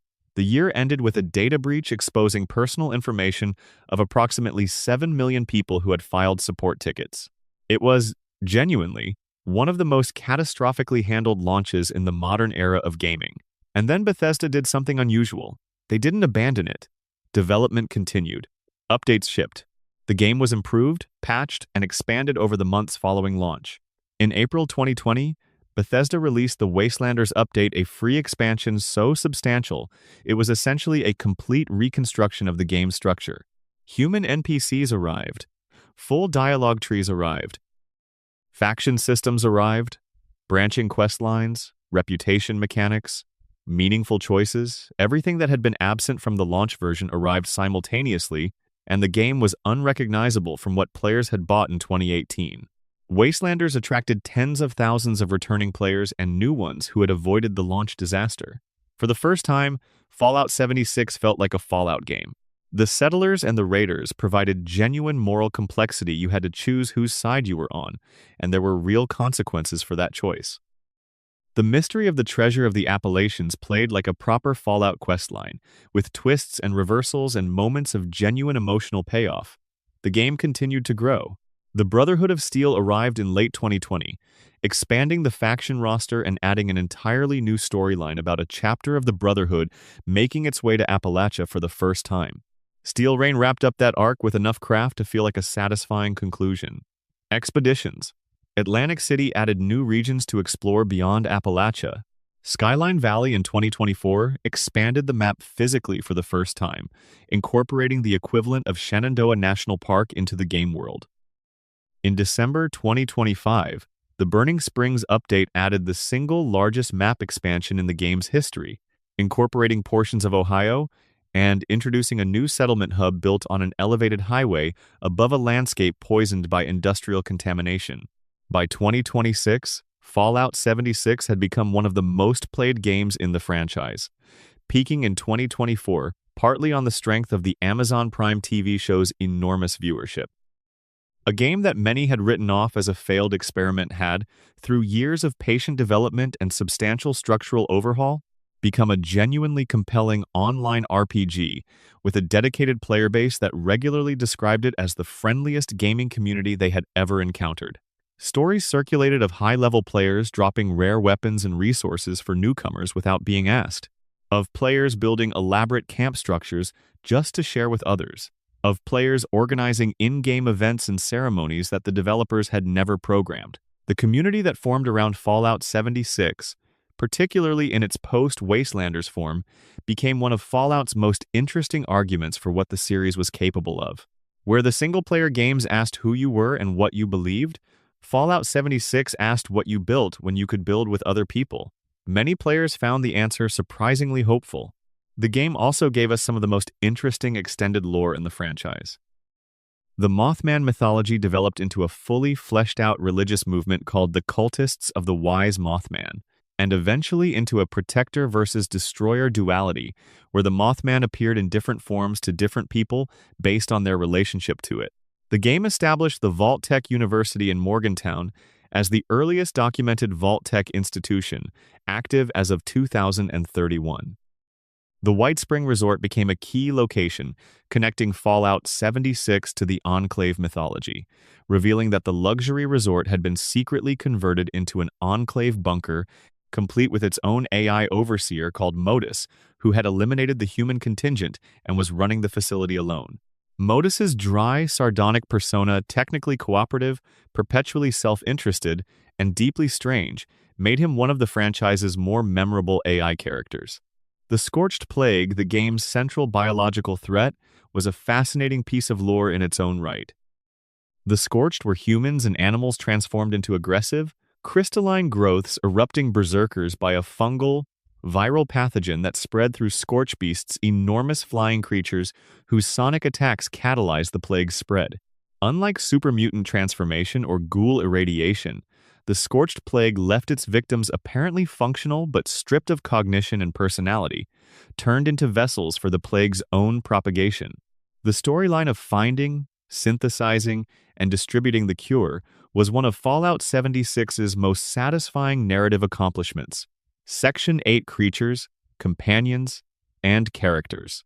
The monsters of Fallout are not random nightmare fuel. Most of them have specific origins in the game's internal history, and understanding where they came from deepens the experience of encountering them. Take the Deathclaw. There is no more iconic creature in the franchise, no image more synonymous with the particular feeling of Fallout. The feeling of walking into open terrain with too little armor and realizing, too late, that you are not at the top of the food chain. The Deathclaw was engineered before the Great War by the United States military as a biological weapon, a replacement for soldiers in the most dangerous search and destroy operations. The base animal used was the Jackson's chameleon, an East African species, whose DNA was modified and enhanced to produce something bipedal, armor-skinned, and with razor-sharp claws capable of shredding military-grade steel. The original concept art for the Deathclaw described it as a mixture of Wolverine and brown bear, heavily muscled, fur-covered, low to the ground. The idea was rejected for a technical reason. The rendering software available in the mid-1990s could not make that much hair move properly in real time. The redesign borrowed from a D&D monster called the Tarrasque, a massive reptilian catastrophe of teeth and claws that served as the benchmark for dangerous creatures in tabletop gaming. The Tarrasque happened to be displayed as a clay decoration in the offices of Interplay when the Fallout developers were searching for visual inspiration. The Deathclaw's iconic bipedal silhouette was born from the accident of a lobby decoration. Fallout 2 introduced a subplot involving intelligent Deathclaws with a complexity that the rest of the series never quite matched. In Vault 13, a pack of Deathclaws enhanced with modified FEV by the Enclave had developed language, culture, and something approaching philosophy. Their leader, Gruthar, had led the pack toward pacifism and coexistence after developing sufficient intelligence to recognize the waste of violence. Developer John Dealey built this entire community with plans for its expansion across future games. Deathclaws in modified power armor, interacting with human civilization, forcing the wasteland to confront what intelligence and personhood really meant when they appeared in a body designed for killing. Then, apparently without his knowledge, other developers had Frank Horrigan massacre the entire community during an Enclave operation. Only one Deathclaw, Gorus, survived. Gorus wore a robe. He could join your party. He would talk to you about philosophy. In Fallout 4, one of the most quietly affecting optional quests involves a Deathclaw nest in an urban location. A construction foreman named Nicky Valentine, no relation to the Nick Valentine companion, had been trying to clear the site for a new settlement when the Deathclaw female made the site her nesting ground. By the time the player arrives, the human workers are dead, but the female is protecting her egg. The quest gives the player the option to retrieve the egg for a man who wants to eat it, or to return it to the mother. The mother Deathclaw, in her lair above a ruined factory, is terrifying on every level, but returning the egg to her is not presented as naive. It is presented as the right thing to do, and the game respects the player who makes that choice without turning it into a lecture. Super mutants have a different origin depending on which game you're playing, because FEV worked differently at different research facilities. The super mutants of the West Coast, the ones the Master created in Fallout 1 using the FEV VATS at Mariposa Military Base, are intelligent, organized, and capable of complex social behavior, even if their disposition toward violence makes peaceful coexistence difficult. The super mutants of the Capital Wasteland in Fallout 3 are larger, dumber, and more purely aggressive, the product of a different FEV strain at Vault 87 that traded intelligence for size and durability. The Commonwealth super mutants in Fallout 4 are somewhere in between, and the occasional intelligent super mutant you meet strong, the companion who has developed his own personal philosophy around the milk of human kindness, is all the more striking for being exceptional. The ghoul deserves its own detailed discussion as a creature type because it exists in a category unlike any other in the franchise. Other mutations are more or less total. Becoming a super mutant means losing your previous identity entirely. Becoming a ghoul means retaining it, but watching everything around it decay. The ghouls who maintain their sanity across 200 years of post-war life remember the world before. They remember specific details. In Fallout 3, there is a ghoul bartender named Roy Phillips who still nurses a human's bitterness about pre-war class distinctions. In Fallout, New Vegas, Raul Tejada spent the centuries before he joins you as a wandering mechanic, watching every community he tried to build either collapse or be destroyed, and has settled into a quiet fatalism that reads as wisdom and sadness simultaneously. Jason Bright, the leader of a community of ghouls in New Vegas who believe they are destined to reach a promised land above the clouds, has built a religion out of the specific suffering of being someone who remembers what the world was and can't find their place in what it became. The ghoul as a creature speaks to something about the Fallout series' most consistent theme, the question of what you owe to the past and how long you're obligated to carry it. Ghouls carry the past in a literal sense in their bodies, in their memories, in their inability to age out of it. The rest of the wasteland moves through time. Ghouls do not. They are witnesses, and witnesses have a particular kind of power and a particular kind of pain. Dogmeat, the German Shepherd who has appeared in every main Fallout game, deserves special mention as an emblem of consistency across an otherwise wildly varying franchise. The name Dogmeat originated in the original game, a nod to the post-apocalyptic film A Boy and His Dog, which itself was an adaptation of a Harlan Ellison story. The dogs in the franchise are never explained as anything other than dogs. No FEV enhancement, no special training, just ordinary dogs who have somehow survived and maintain the capacity for loyalty and companionship in a world that has done its best to strip those qualities from everything. The fact that Dogmeat survives 200 years of franchise history is, on reflection, the most optimistic thing about the Fallout series. The world changed everything. The dogs stayed. Companions across the Fallout franchise have typically been among the game's most critically admired elements because they function as character-level arguments about the wasteland's most important questions. Boone in New Vegas, the NCR marksman who can only discuss his grief through avoidance and then can't stop, is a portrait of military trauma done with unusual restraint.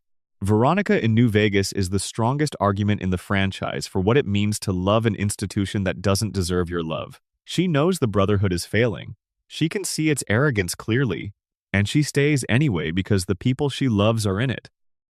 Nick Valentine in Fallout 4 is a meditation on memory and identity that the game never hammers home with speeches but lets sit quietly in dialogue options. The voiced companions of Fallout 4, all of whom had their own approval and disapproval systems that responded to the player's choices in real time, opened a dimension of relationship simulation that the earlier games had approached less formally. Curie, the French-accented scientific Miss Nanny robot who eventually transfers her consciousness into a synth body and spends the middle portion of the game adjusting to being something closer to human, has one of the most quietly moving character arcs in the franchise. Her wonder at ordinary human experiences, pain, hunger, embarrassment, attraction, is played with genuine lightness, and it makes her observations about what it means to be alive more rather than less affecting. Section 9. The Sounds of the Wasteland. Music in Fallout is not incidental. It is architectural. The series has maintained a distinctive sonic identity from its first entry, and understanding the choices behind that identity reveals a great deal about what the franchise is actually trying to say. The original 1997 Fallout used ambient, electronic music composed by Mark Morgan. Morgan's score was characterized by low-frequency drones, irregular rhythms, and an atmosphere of sustained unease. The music didn't comfort, it pressed. Tracks like Vault of the Future and Acolytes of the New God created an environment that felt genuinely alien post-human, post-civilization, the sound of a world that had stopped recognizing itself. Morgan returned for Fallout 2, and his contributions to both games are considered masterworks of ambient game composition. The radio music of the original Fallout was different from the score. A selection of 1940s and 1950s recordings played on an in-world radio station. The juxtaposition of cheerful big band and crooner performances against the devastated landscape was not accidental. It was the sound of cognitive dissonance, the pre-war world's soundtrack playing for a post-war world that it couldn't have imagined. The ink spots, whose recordings were used in multiple Fallout games, carry a specific melancholy in their harmonies that suits the Fallout atmosphere uncannily well. Maybe was used as the theme for the original Fallout after the originally planned ink spot song I Don't Want to Set the World on Fire couldn't be licensed in time. Inon Zur became the primary composer for the franchise starting with Fallout 3. Zur's approach was substantially different from Morgan's, where Morgan had built something spare and dissonant. Zur built something orchestral and sweeping. The Capital Wasteland score has grandeur to it, a sense of epic scale that matched Bethesda's vision of Fallout as an immersive, cinematic RPG experience. Critics of this choice argued that the grandeur softened the bleakness that had given the original games their particular texture. Supporters argued that Zur's work was appropriate for the scale of Bethesda's vision and emotionally effective on its own terms. The radio stations in Fallout 3 and beyond became their own layer of storytelling. Three Dogs Galaxy News Radio played legitimate recordings of 1940s and 1950s, music including tracks by Cole Porter, Roy Brown, The Ink Spots, and Roy Rogers alongside Three Dogs commentary, which reacted dynamically to the player's actions in the world. The station was not just ambient decoration but a living commentary on the game's events, connecting the player's choices to a public narrative. When the player blew up Megaton, Three Dog noted it on air with visible horror. When the player helped the Brotherhood with a major operation, Three Dog celebrated it. The radio was the world's conscience. New Vegas expanded the radio culture with Mr. New Vegas on Radio New Vegas, voiced by the real Wayne Newton. The choice of Newton, a genuine Las Vegas institution who had played the Strip for decades, was a mark of genuine respect for the setting and its history. Mojave Music Radio offered a broader selection of country and Western music appropriate to the desert setting, including genuine period recordings that gave the Mojave Desert the specific regional flavor it needed. The sound of steel guitar drifting across the sand dunes of the Mojave carried more atmosphere per note than almost any other audio design decision in the franchise. Fallout 4 used a curated selection of period music on Diamond City Radio, presented by DJ Travis Miles, a character with severe anxiety who was initially barely functional as a broadcaster and whose confidence developed over the course of a companion questline. Travis's character arc was built entirely around radio broadcasting and public performance, and it was a lovely small story embedded in the world's ambient layer.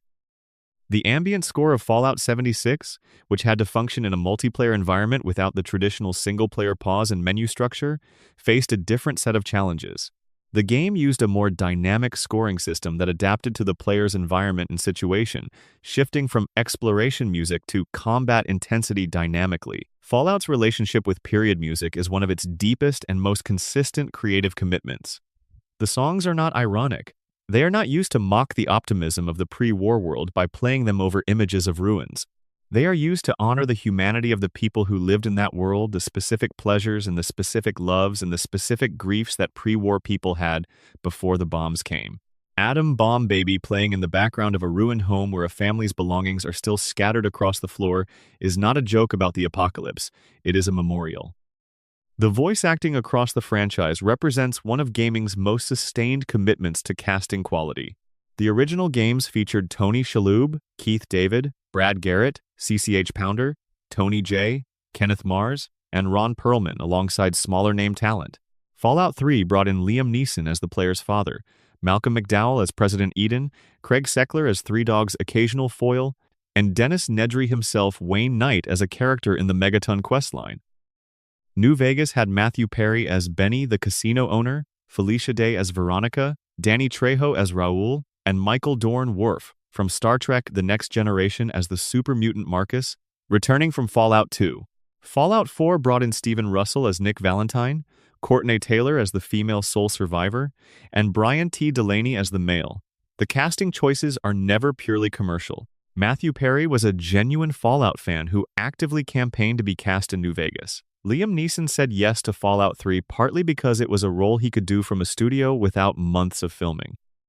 The franchise has always had a mix of people doing it because they love the work and people doing it because it was a credible opportunity, and both kinds of performances are represented. Ron Perlman, the voice of the narrator across the franchise's most important entries, remains perhaps gaming's most emblematic voice acting story. He was paid $40 and a sandwich in 1997. He has never played any of the games. He has delivered variations on the same iconic opening monologue across 6 entries. He is, in his own words, a rip-and-leave voice actor. He comes in, he records, he gets out, and yet those 4 words, war, War never changes have embedded themselves so deeply in gaming culture that they function almost as a sonic logo, a tuning fork that vibrates at the precise frequency of post-apocalyptic contemplation. Perlman did not write them. Kane wrote them. But Perlman's specific timbre, the weight of that voice, the unhurried gravity, the sense of someone who has genuinely seen enough, is inseparable from what the line means. Section 10. Easter eggs, cut content, and developer secrets. Every Fallout game contains layers of hidden material content that didn't make it to the final game. Jokes left by developers for players who look closely enough, and historical artifacts of decisions made and then unmade. Some of this content is deliberately accessible and clearly intended to reward exploration. Some of it exists in the game's files, visible only to players who know how to look, and seems to have been forgotten rather than hidden. The Van Buren design documents the plans for Black Isle's canceled Fallout 3 became publicly available in pieces over the years following the studio's closure. Reading them is one of the more poignant experiences available to students of game history. There is a fully developed world there, with specific characters and specific mechanics and specific emotional beats, and it never got to exist except in these text files. Several characters and concepts from Van Buren lived on in New Vegas, the setting of the Divide, Caesar's Legion itself, and the broad strokes of the NCR Legion conflict all trace back to Van Buren's design documents. Josh Sawyer, who was one of Van Buren's designers before the closure, was given the opportunity to finally bring some of those ideas to life when he made New Vegas a decade later. Fallout 3 contains several tribute locations to previous games. One of the most interesting is the Dunwich building, already discussed, which connects to the in-universe mythology of an ancient evil called the Dunwich family. The Dunwich Borers site in Fallout 4 deepens this mythology substantially, incorporating a flooded quarry where ancient inscriptions surround a submerged obelisk that implies a pre-human presence in the game's world. Whether the supernatural is real in Fallout's universe, or whether these sites represent the superstition of traumatized post-war communities seeking patterns in noise, is never answered directly. The game is comfortable with the question remaining open. New Vegas has a famously extensive cut content archive. Among the most discussed pieces is Ulysses the Courier, who was supposed to be a companion through the main game before being cut for space and time. Ulysses had a complete backstory involving the Courier's history at the Battle of the Divide, where a nuclear warhead was accidentally triggered, destroying a pre-war settlement that Ulysses had been trying to build into something real. His rage at the Courier was personal and specific, not generic villainy. His eventual role as the antagonist of Lonesome Road gave him a showcase, but players who know the original intent argue he would have been more powerful as a companion, someone whose complicated relationship to the Courier was visible and interactive across the entire game. The Rorschach test image included in New Vegas's psychiatric evaluations prompted a legal threat from the Herman Rorschach Foundation, which holds rights to the test's imagery. Obsidian received a call from lawyers informing them that the test's images were copyrighted and that their unauthorized use could result in legal action. The image was patched out in a later update. At the Game Awards in 2024, New Vegas's showrunner Jonathan Nolan joked that the New Vegas community had refrained from burning his house down over the creative choices in the TV show and thanked them, which was in part a reference to the long history of fans arguing about what the show got right and wrong about New Vegas's lore. Fallout 4's Kellogg, the mercenary who killed the player's spouse and kidnapped Sean, left one of the franchise's more unusual narrative traces. Through the Memory Den, a pre-war memory retrieval facility operated by a ghoul named Irma, the player can literally walk through Kellogg's memories and understand his perspective. A man from a broken pre-war family who discovered that violence made him feel competent and eventually crossed a line that made him unable to uncross it. The memory sequence does not excuse Kellogg. It makes him legible. It is a technique borrowed from literary fiction, used to complicate a villain who would have been purely functional in a lesser game. Fallout 4's Cabot questline is one of the most unusual extended stories in the franchise. A family in the Cabot house survivors from 1894 who have maintained their youth through a mysterious artifact of unknown origin reveals a history that stretches back through American colonial history. The father, Edward Cabot, was involved in an archaeological expedition that encountered something that should not exist, and the serum they derived from that encounter has kept the family alive for over a century. The questline never fully explains the artifact's origin, but the implication points in a direction the franchise's supernatural mythology has always pointed, that something older than humanity laid its hands on the world at some point, and what it left behind is still out there. The developers of the Fallout games have consistently left small personal markers in their work. In Fallout 2, there is a grave in the wasteland with the name Tim Kaine on it, a developer cameo as a posthumous joke in the world Kaine himself created. The original game also contains a fun secret. Typing the word boom on the Fallout credit screen triggers an animation of Tim Kaine's head exploding. The Fallout 1 and 2 application icons, when displayed at a size larger than 32x 32 pixels, show Tim Kaine's face rather than a generic image. His face was literally the face of the franchise, embedded in the software, invisible at the size it was normally displayed. Fallout 3's Point Lookout DLC contains numerous references to an Isla Negra land development company. In Spanish, Isla Negra means Black Isle, a direct homage to the studio that created the original games, buried in one of Bethesda's expansions as a quiet tribute from one generation of Fallout developers to another. The Fallout community has become one of gaming's most dedicated archives of the game's hidden material. Players who have documented every piece of cut content from the New Vegas prototype build found in Utah in late 2024 have produced thousands of hours of analytical video. Players who have mapped every connection in the franchise's lore have built wiki entries that run to hundreds of thousands of words. The Fallout Bible documents that Chris Avellone wrote in the early 2000s remain essential reading for anyone who wants to understand the world the original games were building. The community's investment in this material reflects something about the franchise's unusual relationship with its audience. Fallout has always felt, even to players who came to it through the Bethesda games, like a world with too much history to fully contain in any single game, and that excess is what keeps people exploring. Section 11: The Amazon Show, The Legacy, and What Comes Next. In July 2020, Amazon Studios announced a live-action Fallout television series. The response was cautious optimism at best. Video game adaptations had a long history of disappointing or embarrassing the source material, and Fallout, with its political complexity, its dark humor, its moral ambiguity, and its enormous lore infrastructure, seemed particularly difficult to translate. The announcement came with one significant piece of reassuring information. The project was being developed by Jonathan Nolan and Lisa Joy of Kilter Films, the same team that had made Westworld, and Todd Howard of Bethesda was involved as an executive producer. Bethesda had been approached multiple times about a Fallout adaptation since 2008 and had turned down every proposal.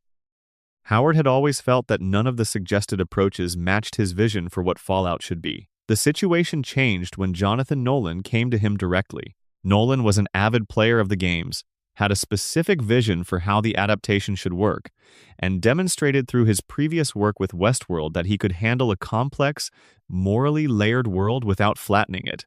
Howard saw what Nolan was capable of and said yes. The fundamental decision Howard made about the adaptation was that it should be original rather than adaptive, not a retelling of any existing game's story, but a new story set in the same world. Howard wanted the show to function for audiences who had never played the games, while also rewarding players who had.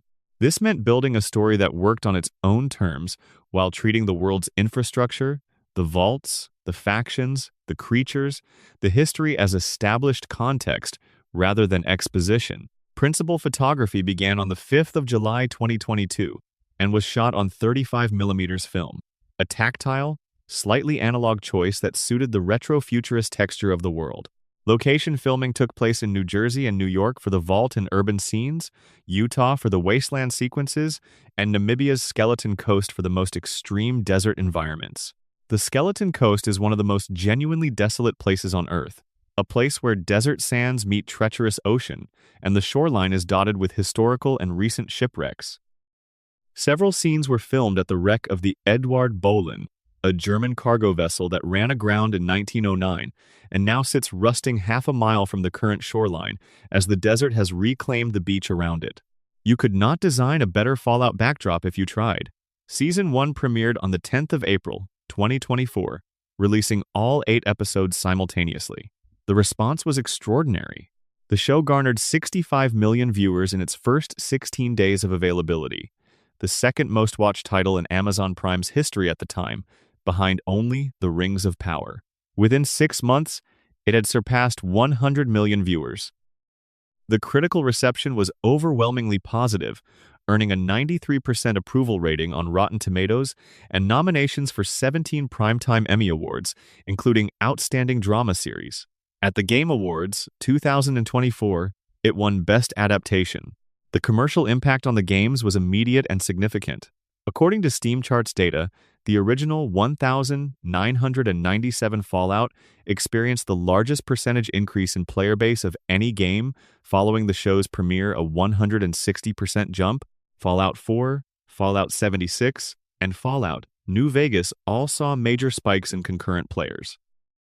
A game franchise that had been dormant in terms of new mainline entries since 2018 was suddenly being experienced by millions of people who had never heard of it before. The casting of Walton Goggins as Cooper Howard and the Ghoul was one of the show's most important decisions.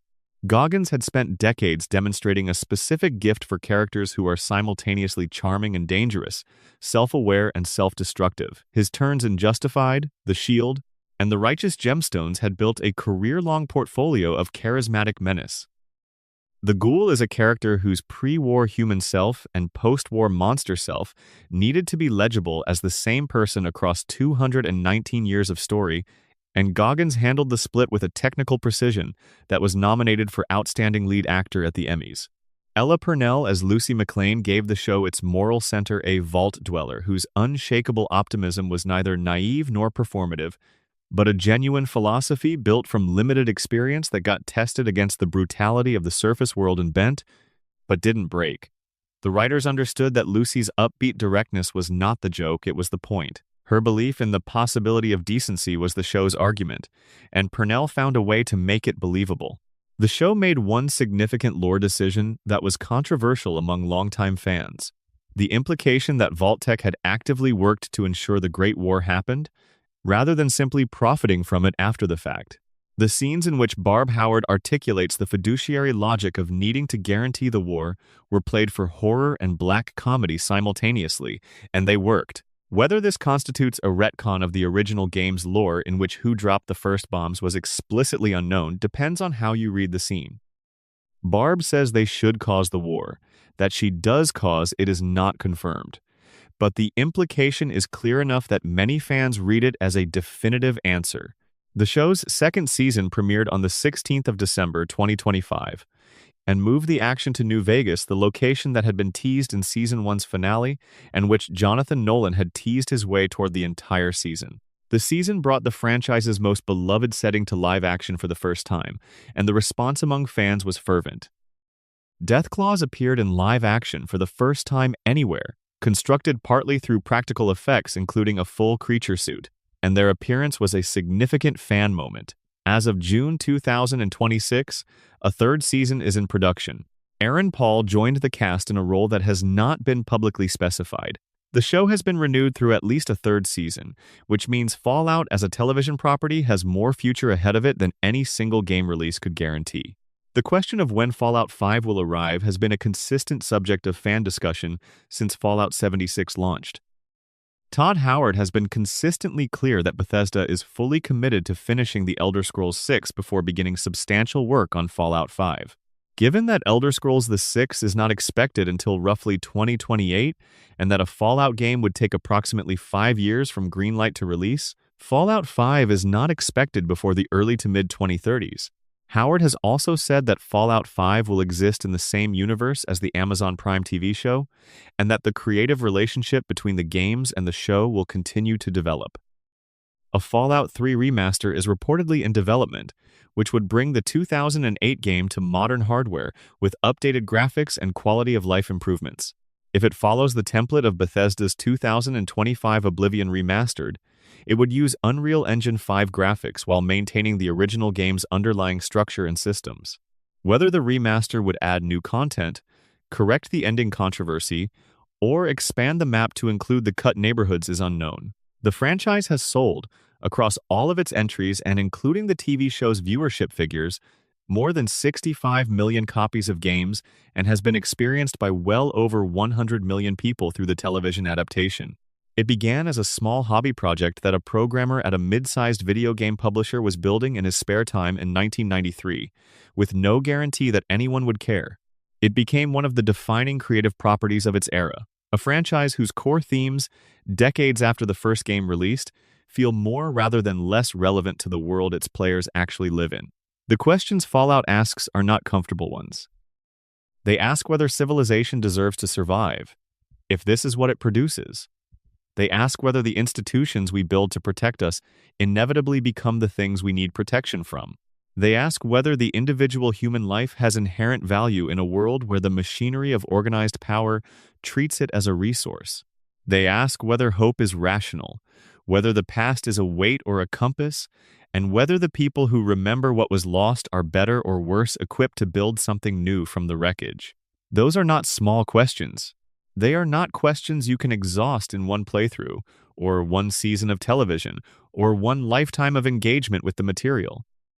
The Fallout franchise endures because it asks them in a world vivid enough to inhabit and never pretends it has the answers. War never changes, but everything else does, and has, and will again. The remaining facts filling the wasteland?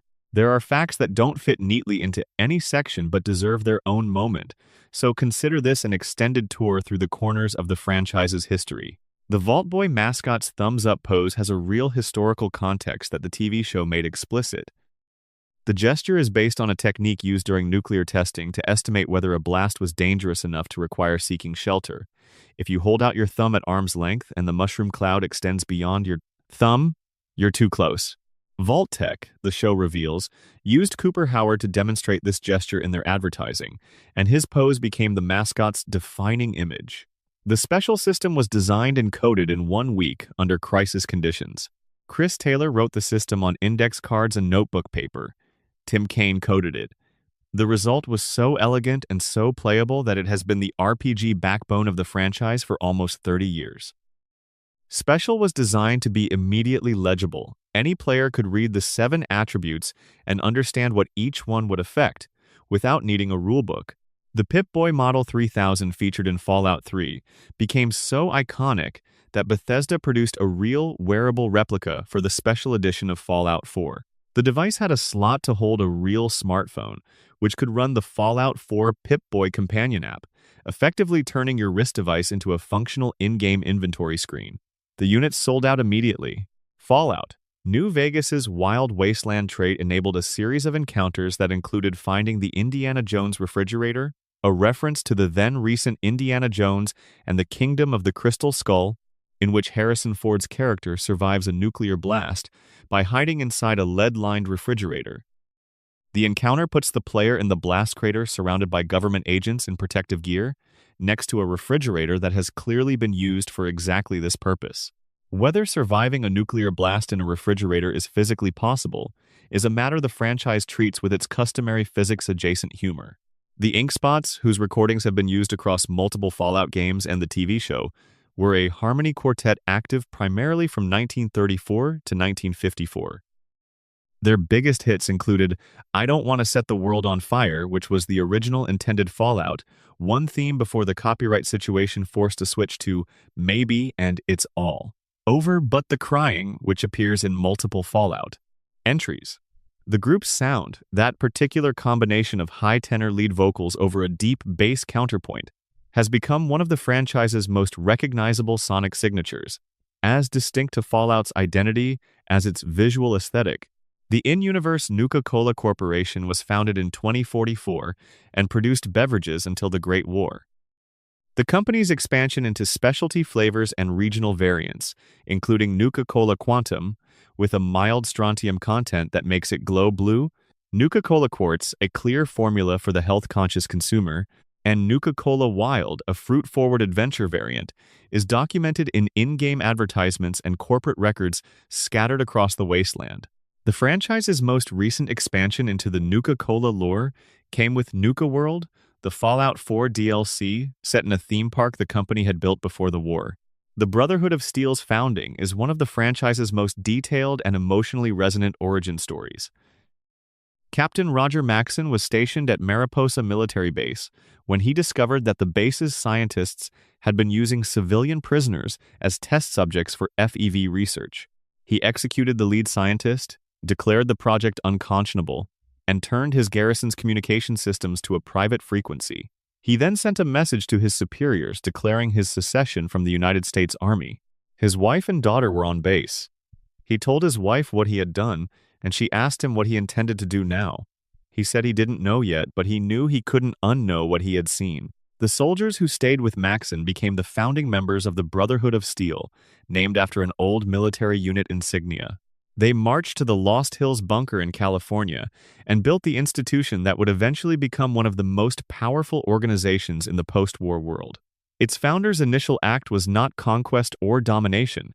It was conscience.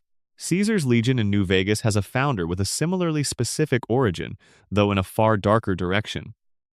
Edward Sallow was an academic, a member of the Followers of the Apocalypse, an organization devoted to preserving and sharing pre-war knowledge, who was sent to study the tribal societies of Arizona, Colorado, Nevada, and Utah. He was captured by the Blackfoot tribe and spent months as a prisoner. During that time, he began teaching the tribe military tactics, and they won a war against their enemies. He then extended his influence to the surrounding tribes.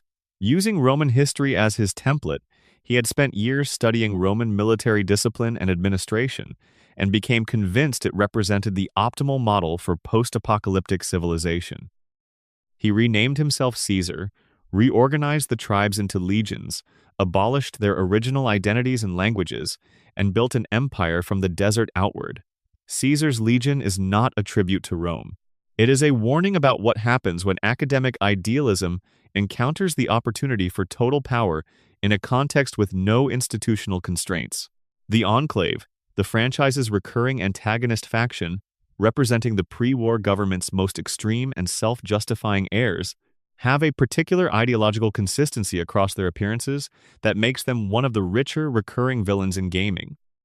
Their conviction that they alone are the legitimate continuation of the United States is not entirely self-serving. They genuinely believe it. They have the files, the protocols, the constitutional succession documents, the presidential bunkers, and nuclear codes. The trappings of legitimate authority survived the war even as the substance of the civilization it represented was obliterated. The Enclave's horror is that it makes a certain kind of cold institutional logic, and that cold institutional logic was capable of planning the murder of every mutated human being on the continent.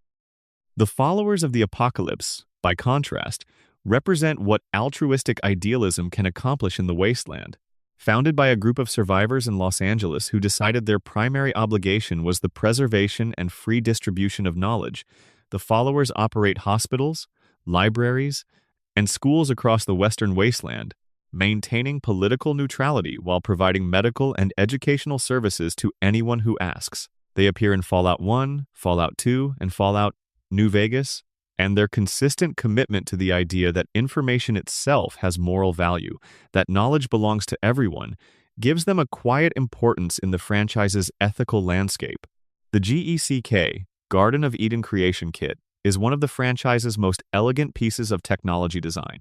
The concept is simple: a compact device containing everything a small community would need to terraform a post-nuclear environment and establish a sustainable settlement. Seeds for multiple crop types, water purification chemicals, atmospheric processing units, basic construction materials, medical supplies. The idea that the future of civilization could fit in a briefcase is both hopeful and slightly absurd, and that combination, hope dressed in slightly naive pragmatism, is very much the Fallout franchise's sweet spot. The character Harkness in Fallout 3, the security chief of Rivet City, is secretly a synth, the first major synth character in the Bethesda era of the franchise. His arc prefigures the entire philosophical architecture of Fallout 4's storyline, in which the question of what constitutes authentic personhood for a synthetic being becomes the game's central question. Harkness doesn't know he's a synth when you meet him. The revelation, and what the player chooses to do with it, constitutes one of Fallout 3's quieter moral tests. The Dunwich name continues to appear. It is in Fallout 3 as a building, in Fallout 4 as a quarry, in Fallout 76 as a company connection. The pattern of its appearances suggests a deliberate franchise-wide mythology of an ancient and malevolent pre-human presence in the world, something the original game designers introduced as an HP. Lovecraft referenced that later developers found too good to abandon. Whatever the Dunwich presence is, it predates the war, predates Vault-Tec, predates human civilization in the Americas. It is the franchise's most sustained long-form Easter egg, appearing across 30 years of development by different studios without ever being explicitly explained. The Mariposa military base, site of FEV research, and the Brotherhood of Steel's founding moment appears directly in Fallout 1 and 2. In Fallout 1, it is an intact, functioning installation that the Vault Dweller must infiltrate to gather information about the Master's plans.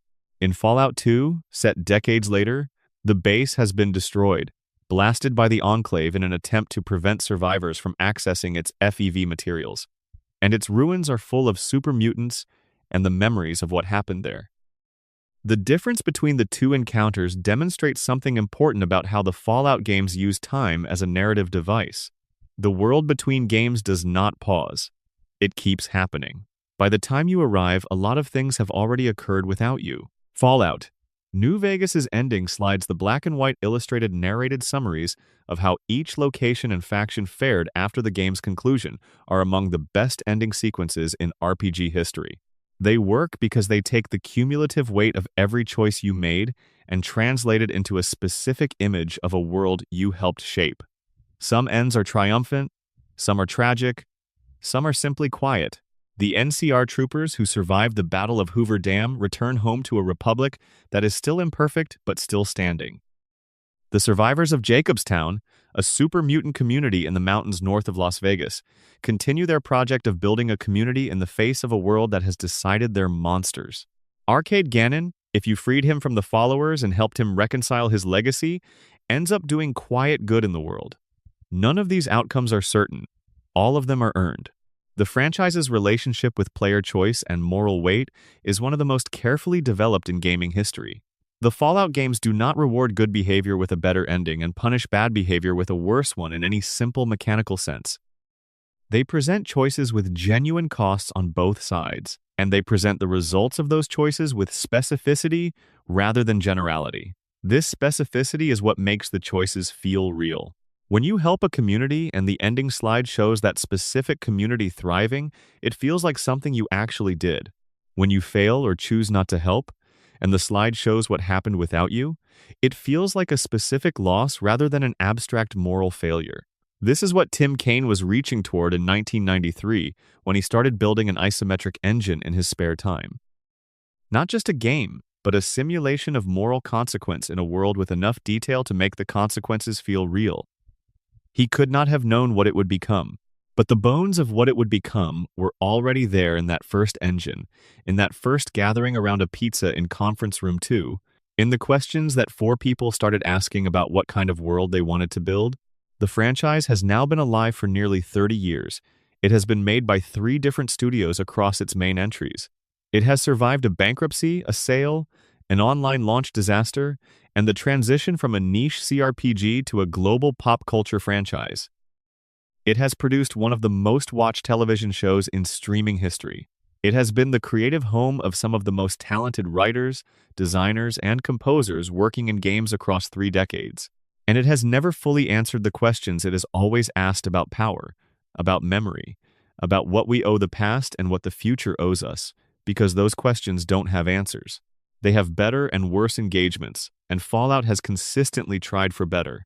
War never changes, but the people who fight it and the worlds they build after it ends keep surprising us. If you made it all the way here, thank you. Genuinely, thank you. These deep dive facts videos take a long time to put together, and knowing that someone out there is settling in and listening to the whole thing makes every hour of research worth it. If you enjoyed this, please subscribe and leave a comment telling me what your favorite fact was or what corner of the Fallout universe you'd like to explore next. The wasteland is enormous, and we've barely scratched the surface. See you in the next one. Script: 275 Fallout facts to get cozy. Total word count: approximately 31,500 words. Section 12. The politics and philosophy of the wasteland. Fallout has always been, at its most fundamental level, a game about political philosophy. Not in the dry academic sense, but in the most immediate and personal sense, the philosophy of who gets to decide, who gets to survive, and what the cost of either is. Every faction is a walking ideology, and every quest is an argument about which ideology deserves to prevail. The franchise's genius is that it builds those arguments with enough integrity that none of them are strawmen. The Brotherhood of Steel begins as one of gaming's most complicated organizations. Founded by Roger Maxson on an ethical line he refused to cross, it evolved over 2 centuries into something that preserved certain elements of its founder's conviction while losing the spirit entirely. By the time of Fallout 3, the East Coast chapter under Elder Owen Lyons has fractured over a question its founding documents weren't designed to answer. Do you protect people as well as technology? Lyons, unusually for a Brotherhood elder, decided yes. He set his chapter defending the Wastelanders around the capital Wasteland, providing aid and fighting supermutants and raiders. The traditional Brotherhood viewed this as a corruption of their mission.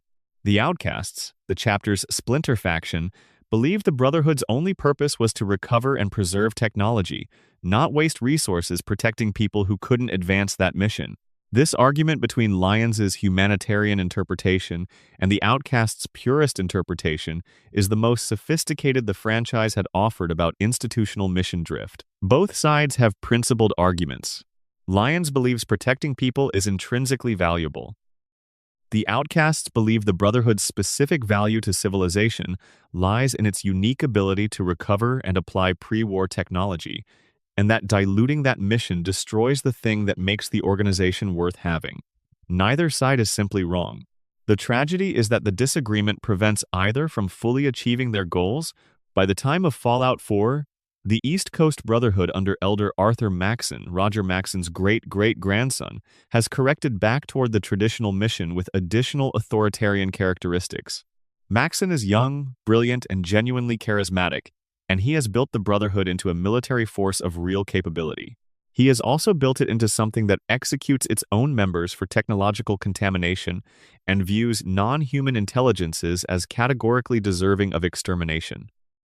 The Brotherhood under Maxson is effective and dangerous and sincerely believes in its mission, and the question of whether the player can support that institution requires grappling with what you value about the organization versus what it costs to maintain it. The New California Republic's portrayal across Fallout 2, and especially Fallout New Vegas, is the franchise's most detailed and honest engagement with the problems of democratic governance. The NCR is genuinely trying to build something good. It has elections, a legislature, a constitution, a professional army, a postal system, a banking system, and courts. By the standards of the post-nuclear wasteland, it is an extraordinary achievement of institution building. It is also corrupt in its bureaucracy, overextended on its frontier, dependent on diplomatic compromises that cost it moral authority, and caught in the classic democratic trap of trying to balance the competing interests of its constituent communities in a resource-constrained environment. The Mojave Campaign, the NCR's military push into New Vegas, is the fulcrum on which New Vegas balances its political argument. The NCR is in the Mojave primarily for water. The Colorado River, controlled at Hoover Dam, provides irrigation capacity that the NCR's agricultural heartland in California needs. The campaign has been costly, the political will behind it has become complicated, and the compromises the NCR has made to maintain its position, including the deal with the Great Khans that went sideways at Boulder City, the massacre at Bitter Springs, the institutional failure to address corruption in the Mojave Division, have accumulated into a portrait of a democratic institution that means well and does harm, and doesn't fully reckon with the relationship between those two things. Caesar's Legion provides the sharpest possible contrast. It functions. It is honest about what it is. It does not claim to be building a democracy or protecting individual rights. It offers order, predictability, and a clear hierarchy of obligation. It also enslaves women, executes perceived threats with theatrical brutality, and has eliminated every cultural tradition of every tribe it has absorbed. Caesar's argument is that pre-war civilization failed because it was fragmented and self-indulgent and prioritized individual comfort over collective resilience and that the only way to build something that survives in the post-nuclear world is to impose the kind of discipline that pre-war liberalism was too soft to maintain. He is wrong in ways that his history cannot quite conceal the Legion's dependence on Caesar himself, as both military and philosophical authority means the institution is not robust to his death, and the game makes this available as a critique. The wild card, the independent Vegas option, in which the player eliminates all three major factions and establishes an independent New Vegas, is one of the most radical political options in franchise history. It says, maybe the answer isn't choosing between existing bad options. Maybe the answer is refusing all of them. The catch, and the honest intellectual cost of the ending, is that independent Vegas has no governance structure capable of managing the city's long-term needs. The achievement is real. The sustainability is unproven. The ending acknowledges this without resolving it, because that ambiguity is the honest answer. Mr. House's vision for New Vegas is perhaps the most intellectually sophisticated of the game's political options. He is building a city-state that will eventually, in his projection, become the seed of a new spacefaring civilization. His argument is that the NCR's democratic model is too slow and too compromised by short-term political pressures to achieve the kind of concentrated, directed progress that would make humanity truly safe from its own tendencies towards self-destruction. He is not wrong about the NCR's weaknesses. He is also constructing a system in which one extraordinarily intelligent and long-lived individual makes all consequential decisions for a population that has no recourse or appeal. The question of whether that trades one set of risks for another is never answered for the player. They have to decide. Fallout's political philosophy is not relativism. It is not simply presenting all options as equally valid. It is something more demanding. It asks players to engage seriously with the internal logic of positions they might be inclined to dismiss, and to take seriously the costs of the positions they're inclined to embrace. The NCR isn't just good guys. The Legion isn't just bad guys. Mr. House isn't just a villain or a savior, and the player's choices don't exist in a vacuum. They have consequences for specific named communities and characters who don't get to vote on what the courier decides. This seriousness of engagement with political complexity is one of the qualities that distinguishes Fallout from most post-apocalyptic fiction, which tends to simplify its politics into survivalism and tribalism, and leave the harder questions unexamined. Fallout asks why civilization collapses as much as it asks what comes after. The answer it consistently suggests is that civilization collapses because the institutions that organize power lose connection to the purposes that justified them, and because the people within those institutions choose the logic of the institution over the obligations that logic was supposed to serve. The followers of the apocalypse present in Fallout 1, 2, and New Vegas, perpetually underpowered and morally consistent, represent the franchise's clearest portrait of what committed humanitarian work looks like in a world that doesn't reward it. Founded in Los Angeles in the years following the Great War by survivors who decided their primary obligation was the preservation and free distribution of knowledge, the followers operate hospitals, free clinics, and traveling libraries across the western wasteland. They maintain political neutrality. They treat anyone who asks. They share information without conditions. They are, by almost any conventional measure, the most admirable organization in the franchise's world, and they are also the least powerful. That combination is not accidental. The franchise's political philosophy includes a clear-eyed acknowledgement that genuine altruism is structurally disadvantaged in competition with organized coercion. Arcade Gannon, the New Vegas companion who works as a follower's physician, carries the weight of the franchise's most anguished political inheritance. He is the child of an Enclave officer who believed in the Enclave's mission. His father's convictions contributed to atrocities. Arcade has spent his adult life working to build something decent from a legacy he didn't choose and can't fully escape. His companion questline is structured around whether he can finally accept that he is allowed to make a different choice than his father, that the inheritance of complicity does not obligate him to further complicity. The question of how much responsibility children bear for their parents' actions is one the franchise treats with real care, and Arcade's resolution, the decision to step out of his protective ambivalence and act, is one of the most earned character moments in the series. Section 13. The Architecture of the Vault. The vault is the franchise's central architectural metaphor, and it repays extended examination. The design of the vault as a space hermetically sealed, internally complete, running on its own power generation, theoretically capable of sustaining a population indefinitely, is a direct expression of mid-20th century Cold War survival fantasies.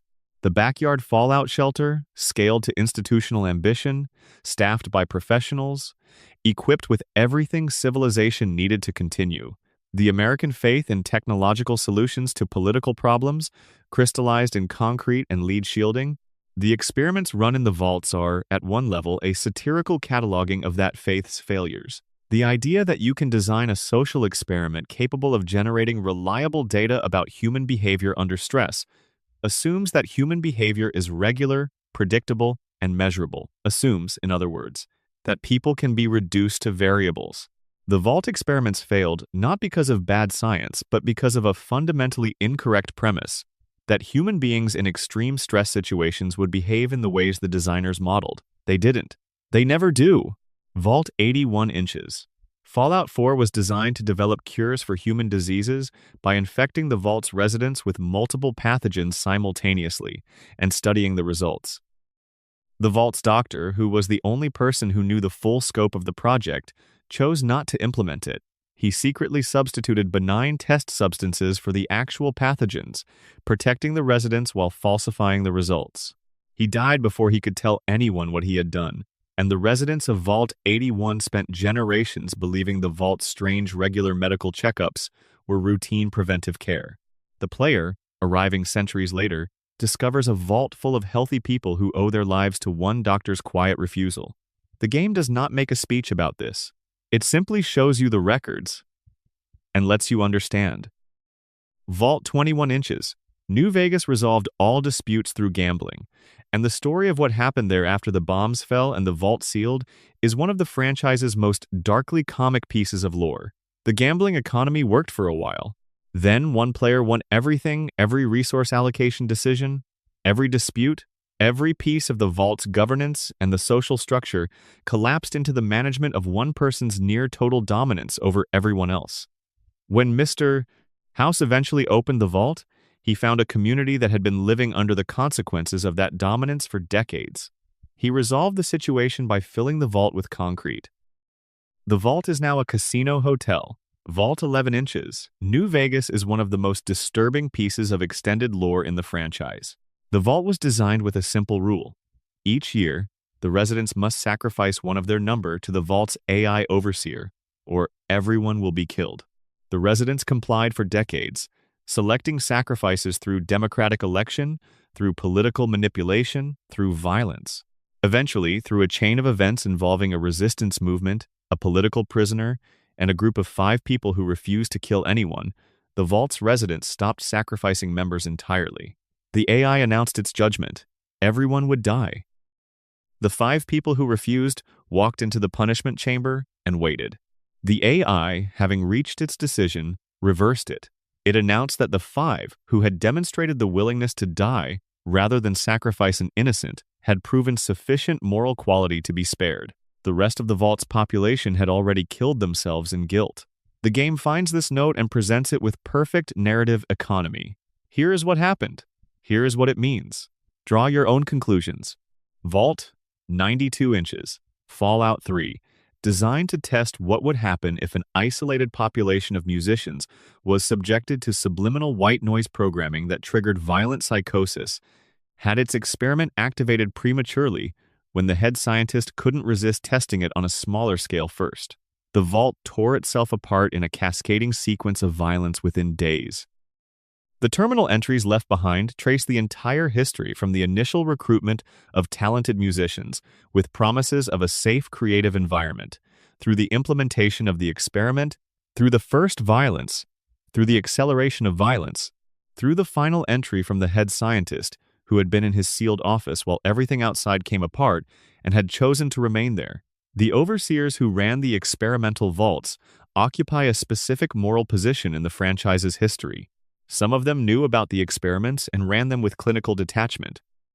Some were told partial truths and discovered the full scope only when it was too late to reverse anything. Some went genuinely insane from the accumulated pressure of maintaining a sealed society while implementing inhumane protocols.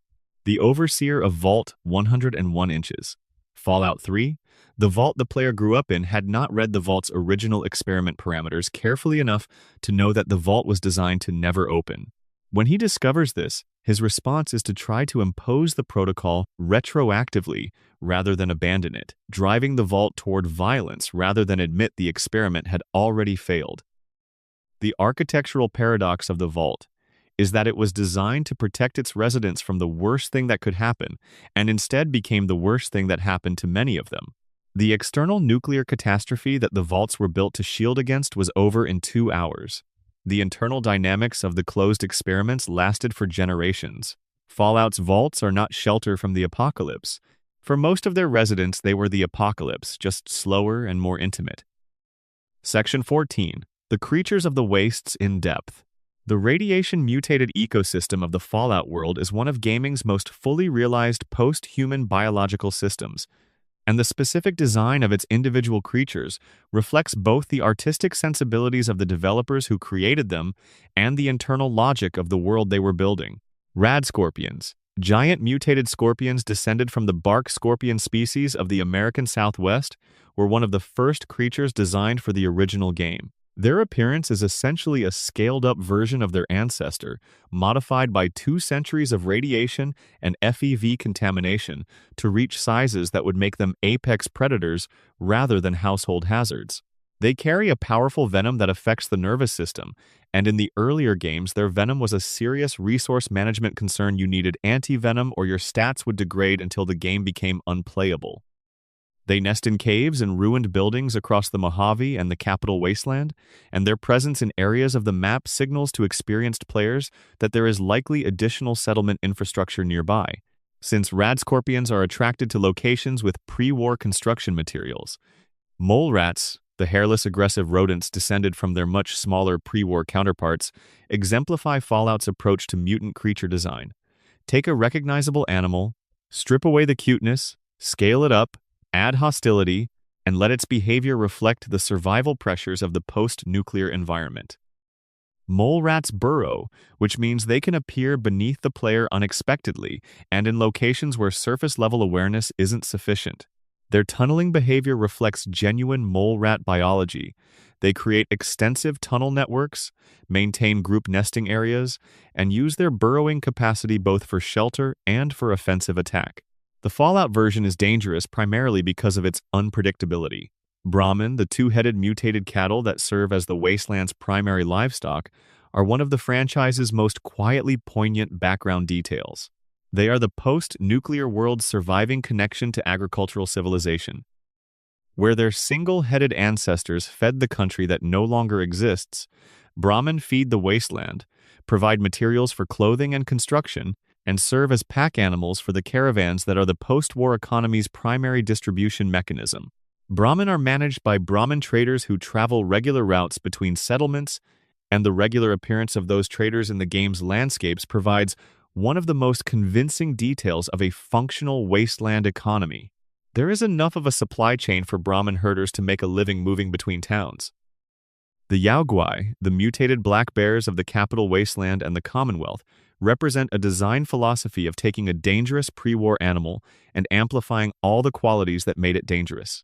Real black bears are large, strong, fast, and occasionally aggressive. Yaoguai are all of those things significantly more so. In Fallout 4, the behavior of Yaoguai in the game reflects genuine bear behavior more closely than most game wildlife. They are territorial, they charge rather than stalking, and they are fast enough that retreating from them is rarely successful. The franchise's most frightening large predator is effectively just a bear that the radiation made worse, which is either comforting or disturbing depending on your feelings about bears. Cazadors, the giant mutated tarantula hawk wasps of New Vegas, deserve recognition as the franchise's most effective creature for communicating the danger of the Mojave to players who aren't paying attention. Tarantula hawks are real insects, and they are genuinely among the most dangerous insects on Earth in terms of venom effect. A tarantula hawk sting rates at 4 on the Schmidt Pain Index, the second highest possible rating. New Vegas's Cazadoras are the tarantula hawks scaled up to the size of a large dog, with venom that paralyzes the target.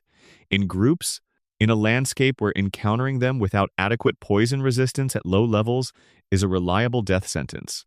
Josh Sawyer placed them near Goodsprings specifically to communicate the Mojave's deadliness to players who might otherwise run everywhere without caution. Mirelurks, the mutated crabs, lobsters, and snapping turtles of the Mid-Atlantic and New England coastlines are the franchise's most versatile aquatic threat, appearing in Fallout 3, Fallout 4, and Fallout 76 inches various forms. Their shell composition is derived from the pre-war chitin chemistry of their ancestors but enhanced by radiation into something that approaches the resistance of light industrial metal, which means conventional weapons do limited damage against their frontal carapace. Experienced players learn to circle them or hit their faces, where the shell is absent. Mirelurk Kings, the fully matured largest form, add a sonic attack to the physical threat, which in the later games is disorienting enough to break player positioning before the physical attack arrives. Mirelurk Queens are among the largest creatures in the franchise, capable of destroying settlement structures and challenging players in power armor. The Gulpers of Fallout, 76 giant mutated salamanders capable of swallowing small creatures and equipped with a tongue-based capture mechanism, represent a distinctly Appalachian contribution to the franchise's creature roster. Their behavior reflects genuine salamander behavior extended into a larger body plan: ambush predation using the long tongue, a preference for damp environments, and a passivity toward creatures they assess as too large to swallow. The specific visual design of the Gulper, with its mottled brown and green skin and enormous gaping mouth, captures the particular visual quality of amphibian ambush predators better than most game creature designs. The Scorch Beasts of Fallout 76 are perhaps the franchise's most ambitious creature design. Enormous flying predators capable of producing sonic attacks and serving as the vector for the Scorched Plague spread. Their design draws on the mythology of massive flying creatures' winged catastrophes from multiple folkloric traditions and translates them into a creature that makes biological sense in the franchise's post-nuclear ecology. The Scorchbeast Queen, the largest and most powerful version encountered as the game's initial major boss encounter, requires coordinated group play to defeat and drops materials that represent the highest tier of crafting components in the early game. The Wendigo of Fallout 76 takes one of Appalachian folklore's most compelling cryptid traditions and grounds it in the franchise's biological logic.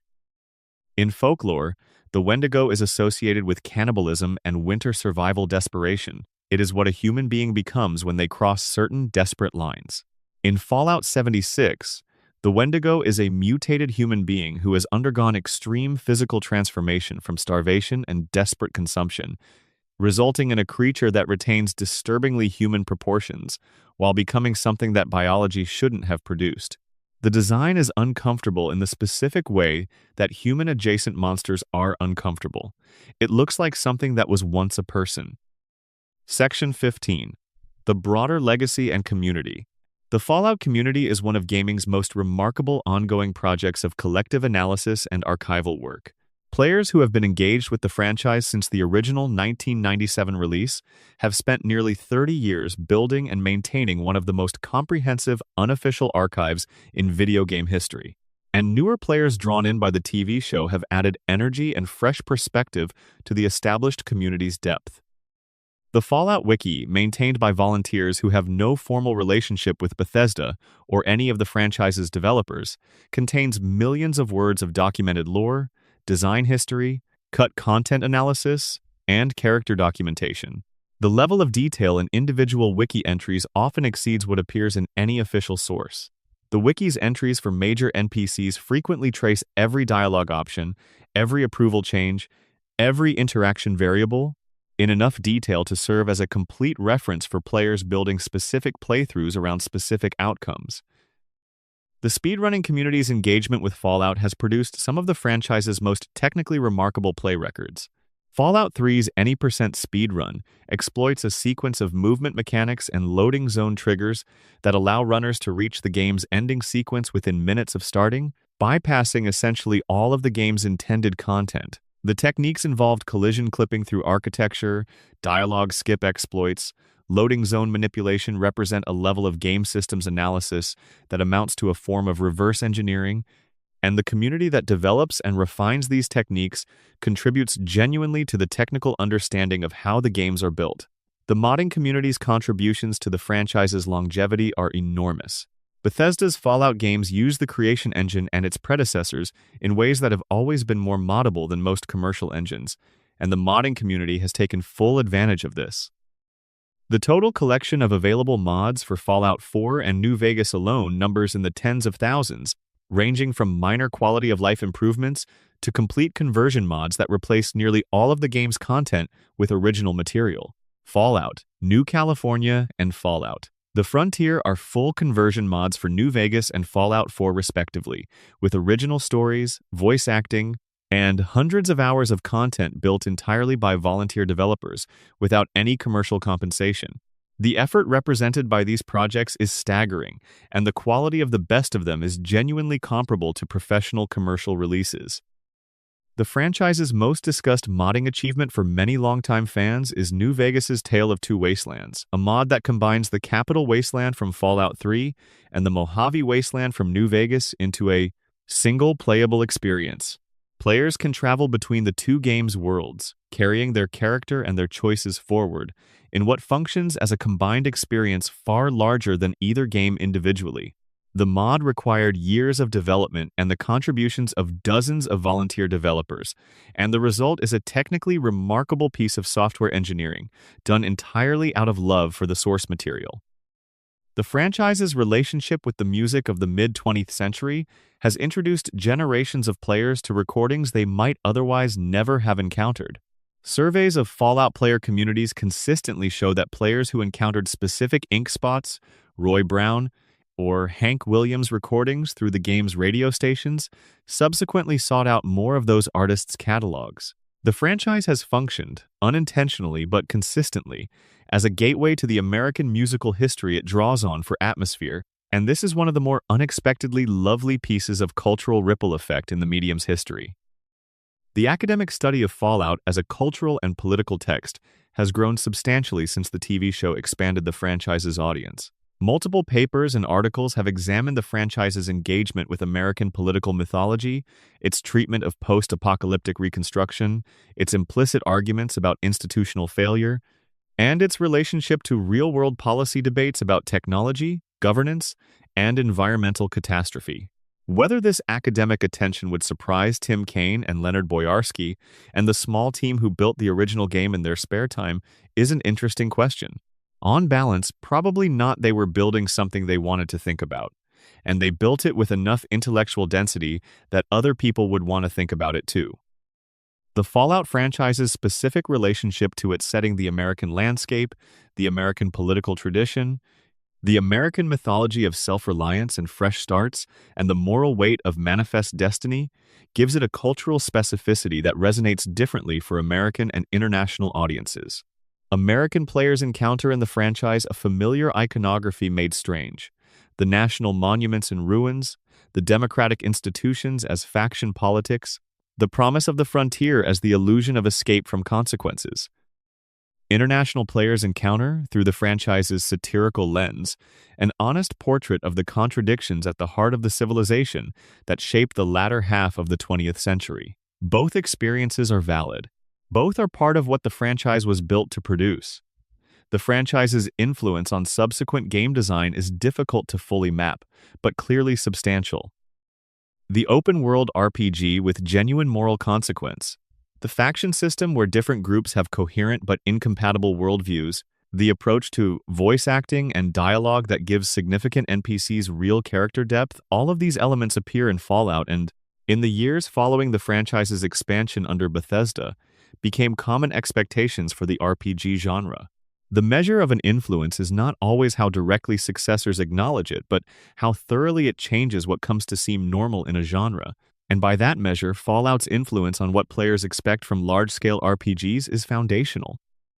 The phrase "war never changes" has been quoted, referenced, parodied, and adapted in contexts far beyond gaming. It appears in political commentary, in academic papers, in military history discussions, and in general cultural conversation about conflict and human nature. The four-word observation compressed from a longer philosophical observation Tim Kaine had been working out about the constancy of human motivations for violence across technological and historical change achieved a printed resonance that its author could not have anticipated, and that Ron Perlman, who delivered it, has consistently found bemusing. The most quoted line in video game history began as a programmer's private philosophical note and was recorded for $40 and a sandwich in a session that lasted less than an hour.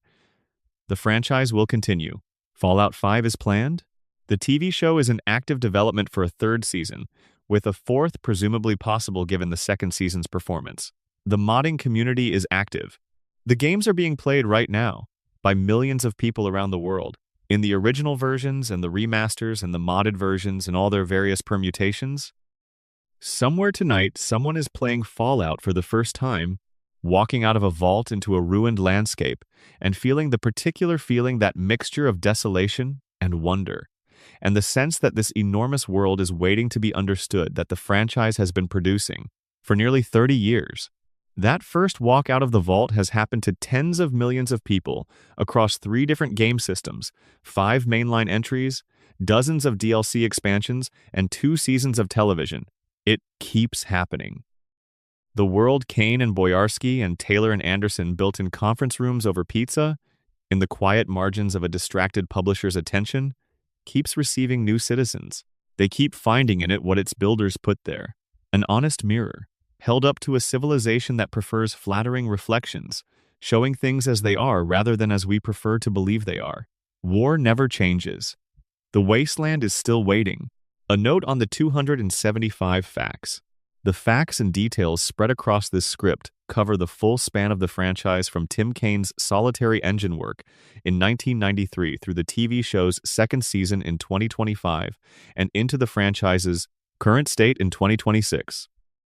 They include development history, lore details, design decisions, production stories, voice acting facts, community history, and the broader cultural conversation about what the franchise means and why it has endured. The number 275 is approximate rather than precisely enumerated. This is a narrative rather than a list. And the most interesting Fallout facts are the ones that connect to other facts that illuminate something about the whole, that take on meaning in context rather than in isolation. Counting each individual revelation as a discrete fact would produce a different number depending on how finely you counted. What matters is not the number, but the accumulated understanding of a franchise that started small and grew large, of a world built with unusual intellectual integrity, of a community that has spent 30 years taking it seriously, and of the questions it has always been asking and will keep asking for as long as it exists. If you've made it here, you have spent a meaningful amount of time in the wasteland. The wasteland appreciates the company.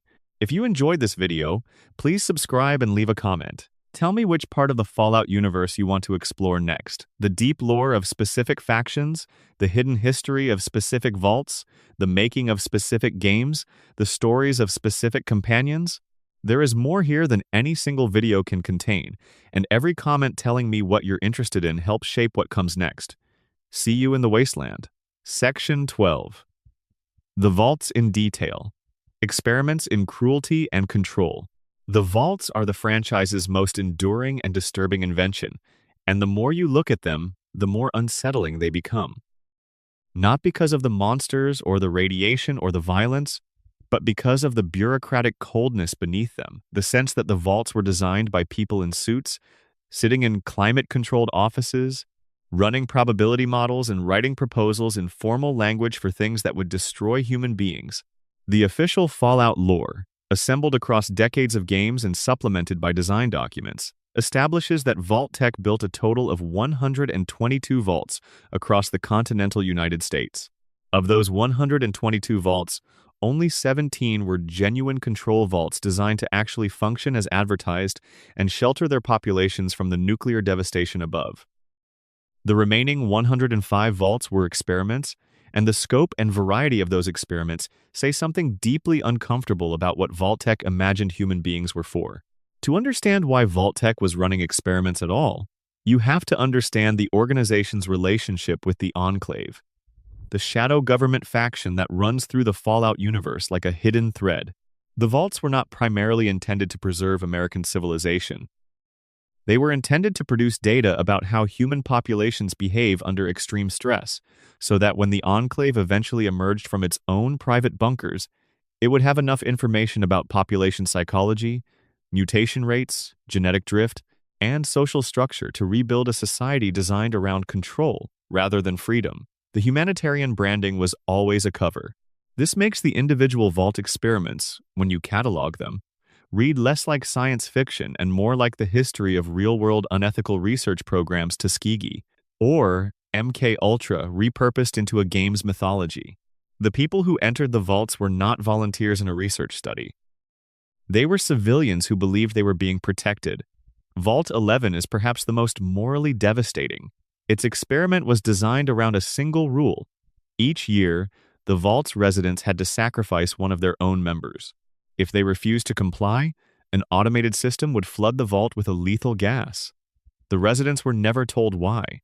They were simply given the rule and left to determine democratically who would die. What followed over the decades was a descent into factional politics, manipulation, sexual coercion, and eventually a kind of mass resignation. A group called the Sacrificial Lamb Committee took power by promising that they would rig the selection process to protect their allies. People gave up extraordinary amounts of autonomy and dignity to avoid being selected. When the Vault eventually discovered that the entire experiment had been designed with no actual purpose, that the sacrifice was never required, that the threatening system was a bluff, and that refusing to sacrifice anyone would have triggered a message congratulating the residents on their moral fortitude, almost all of the remaining population walked outside and shot themselves. They could not bear what they had become. Vault 11 is not a dungeon in Fallout, New Vegas.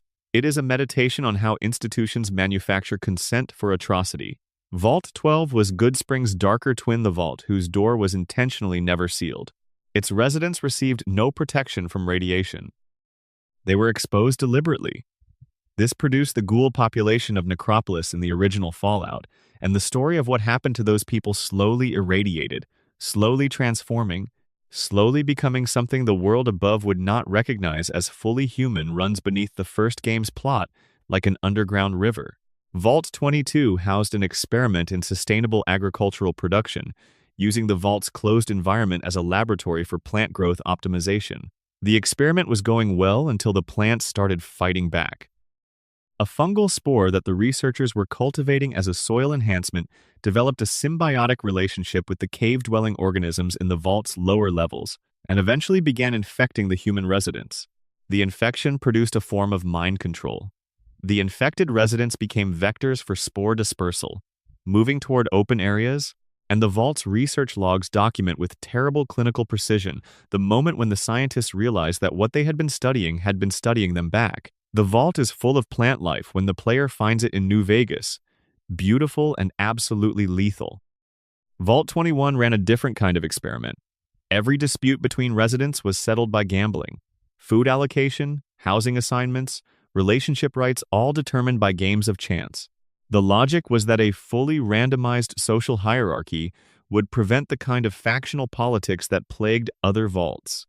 What it actually produced was an extremely specific culture of pathological risk tolerance, where residents learned to treat every resource and relationship as a stake in a perpetual game.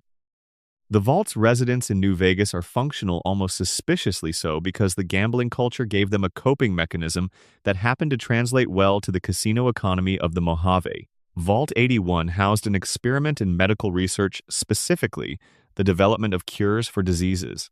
The Vault's original plan called for a population of test subjects to be exposed to a battery of diseases and experimental treatments, while a completely separate segment of the Vault's population, unaware of the research happening below them, lived in normal conditions.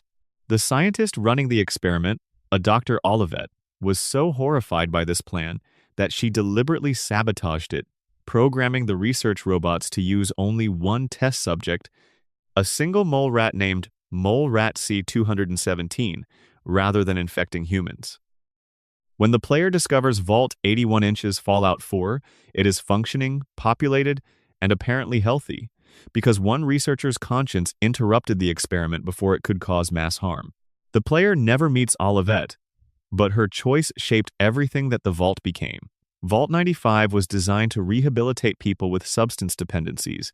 It was stocked with recovering addicts who had agreed to live in the Vault as part of a treatment program. For 5 years, it worked. The Vault maintained a clean supply, offered counseling, and appeared to be one of Vault-Tec's most humane experiments. Then, on a predetermined schedule 5 years after the Vault sealed, a hidden cache of chems was released into the Vault's population. The relapse rate was total. The Vault tore itself apart in days. The experiment had been designed to measure not recovery but failure modes, and the designers wanted to know what happened when treated addicts were re-exposed to the substances they had been recovering from. It is one of the Vault experiments where the deliberateness of the cruelty is hardest to set aside. This is where the Gunners faction in Fallout 4 has set up its headquarters, in the ruins of something that was supposed to be a place of healing. Vault 101, the starting point of Fallout 3, was designed so that nobody would ever leave.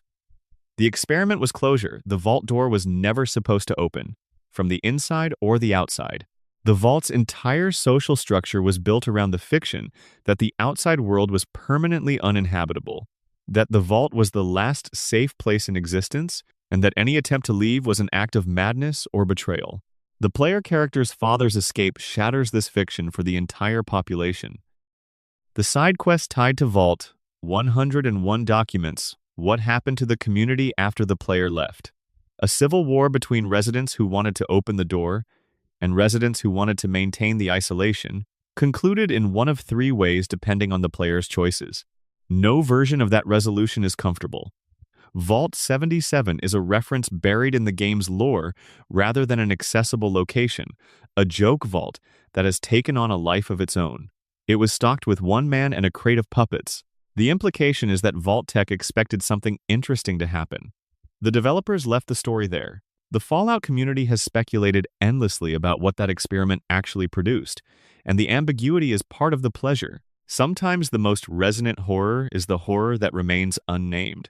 Vault 92 conducted an experiment in psychological conditioning through white noise, using subliminal signals embedded in the Vault's ambient sound system to push its resident population, all professional musicians, selected for the experiment toward escalating states of violent aggression. The experiment was designed to test whether musical creativity and violent impulse could be decoupled or were somehow neurologically linked. The Vault's research terminal entries document the musicians' declining mental states with clinical detachment, recording their growing paranoia, their night terrors, their violent outbursts, all in the language of research notes. The Vault is silent when the player finds it in Fallout 3, except for the ambient sound system, which is still running. The pattern across all of these experiments is consistent. Vault-Tec researchers were not primarily interested in survival. They were interested in what happens when you remove social infrastructure from human beings and observe what they build in its place. The vaults were not life rafts. They were pressure vessels designed to see at what point and in what way human communities break, and to document the breaking so that it could be studied, repeated, and perhaps one day controlled. The franchise never delivers this as a monologue. It delivers it as a series of ruins that the player walks through, where the evidence of what happened has to be assembled from terminal entries and skeleton arrangements and the graffiti left by the last person alive in a room who wanted to say something before the end. The design choice to make the player a detective of atrocity rather than a witness to it is one of the franchise's most intelligent recurring decisions. Section 13. Companions, Bonds, and the Art of Attachment.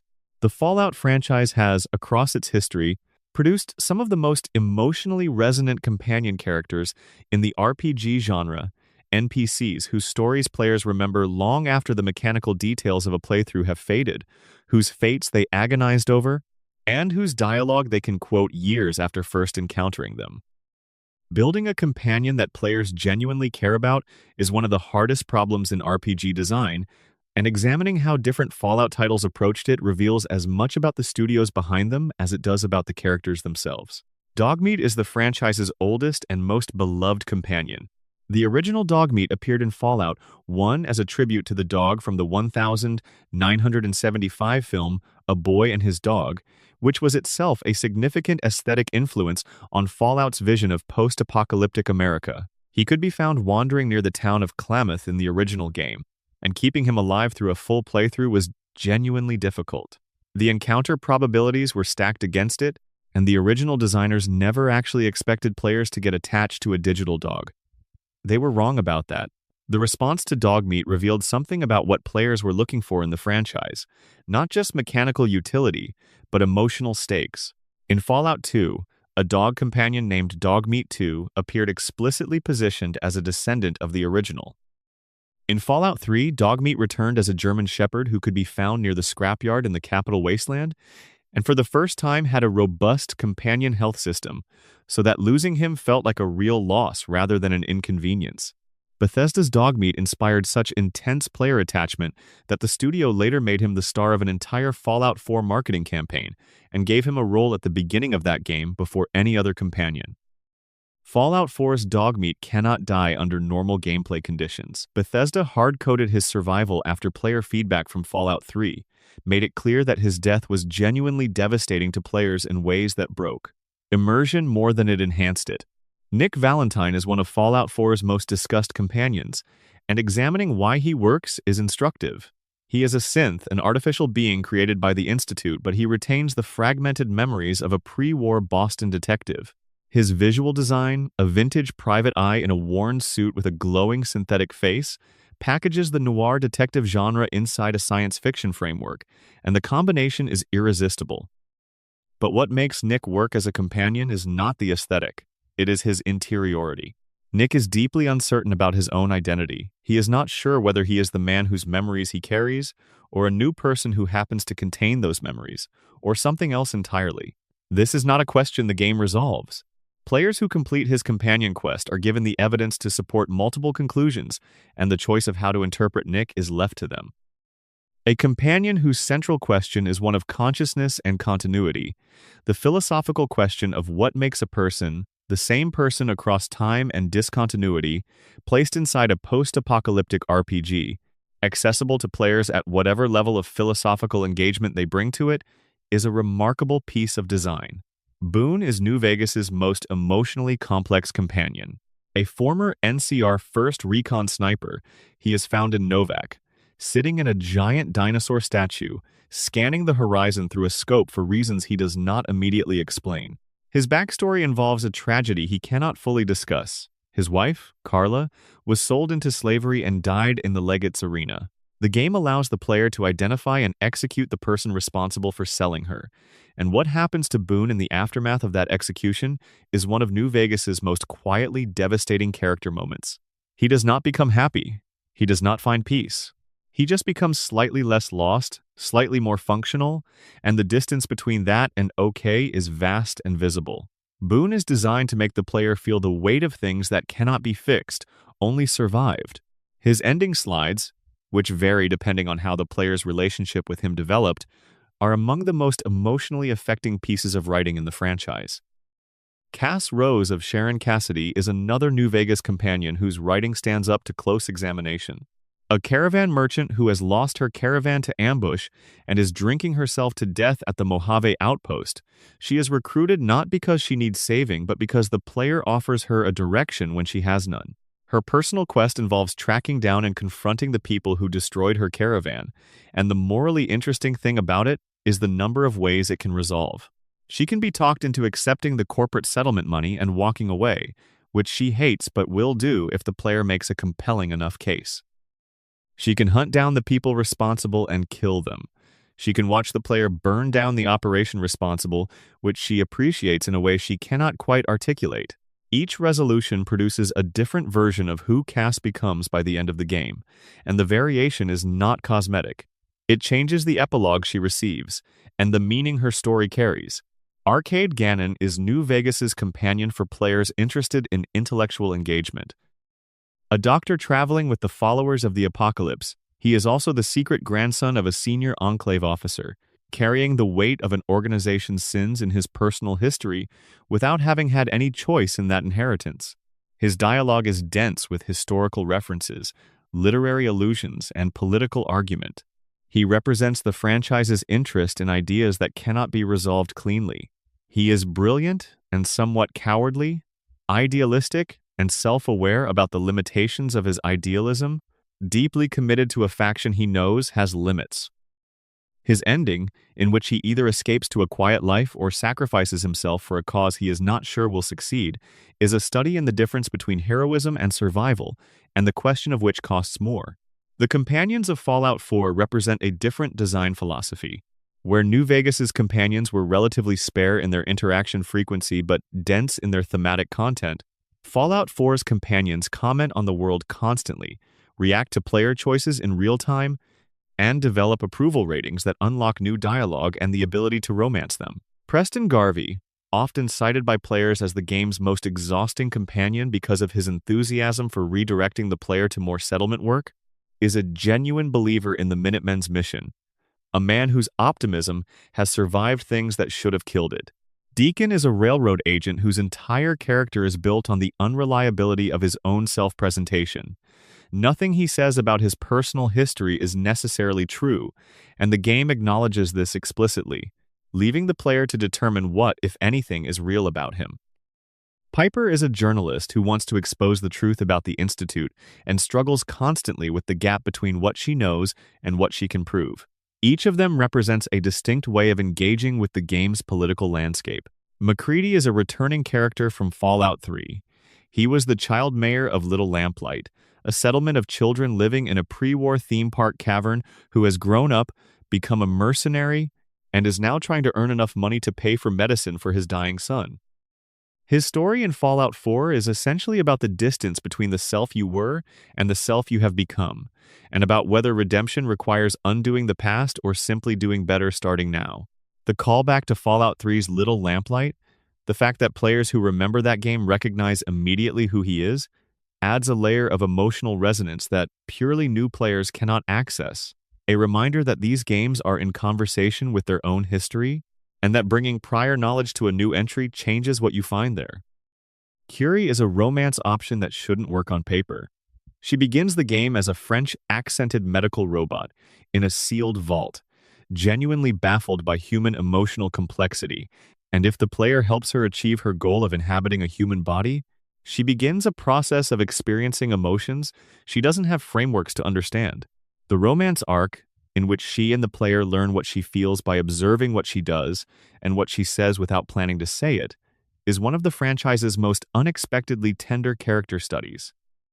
She is not a straightforward romance because she is not sure what she wants, or whether what she is now experiencing constitutes desire in any sense she could defend philosophically. Players find this charming rather than alienating, which says something interesting about what people are looking for in their digital companions. Paladin Danse is perhaps Fallout 4's most morally interesting companion because his character arc depends entirely on a revelation that contradicts his stated identity.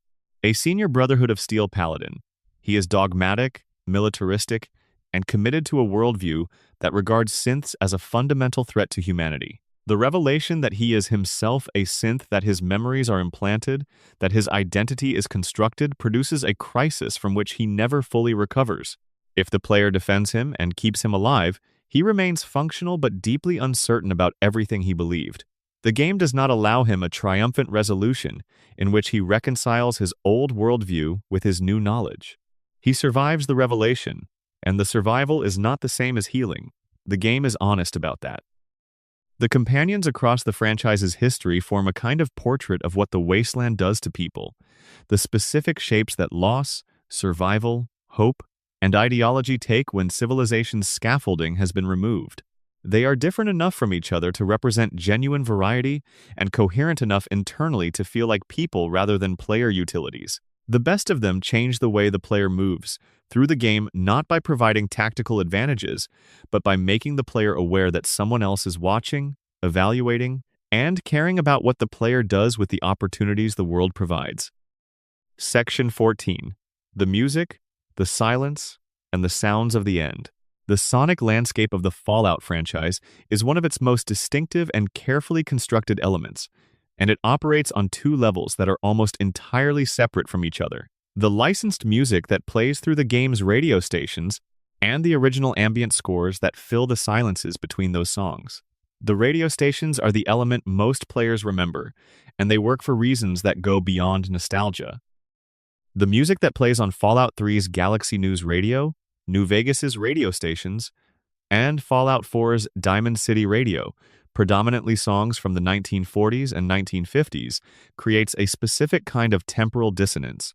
You are moving through a ruined world with a combat rifle and a Pip-Boy, and the speakers crackle with Billie Holiday singing about longing, or Bob Crosby's orchestra plays a number designed for a ballroom that no longer exists. The gap between the music and the context is not accidental. It is the franchise's central emotional method, made audible. The original Fallout games used a soundtrack composed by Mark Morgan that has never quite been properly appreciated outside of dedicated fan communities, which is surprising given its quality. Morgan's score for Fallout 1 and Fallout 2 was built from ambient industrial textures, tribal percussion, and processed electronic elements that shouldn't cohere into anything listenable, but somehow produce something genuinely beautiful. Tracks like Metallic Monks, Second Chance, and A Trader's Life achieved a mood that no amount of 1950s radio music could replicate. The sound of a world that had not just been destroyed but had been sitting in its own ruins long enough to develop new growth, new culture, and a strange kind of peace with its own desolation. When Bethesda acquired the franchise and began developing Fallout 3, they made the decision to incorporate licensed period music into the experience through an in-game radio station, and hired Enon Zur to compose the original score.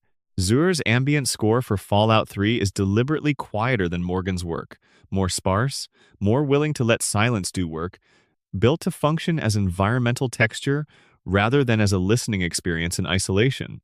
The combination of Zur's score with Three Dogs' radio station created an audio environment that felt distinctly different from the classic games, but was recognizably Fallout. The licensed tracks on Galaxy News Radio, Roy Brown's Butcher Pete, the Ink Spots' I Don't Want to Set the World on Fire, Cole Porter's Anything Goes became some of the most associated musical moments in the franchise's history. The Ink Spots deserve particular attention in the context of the franchise.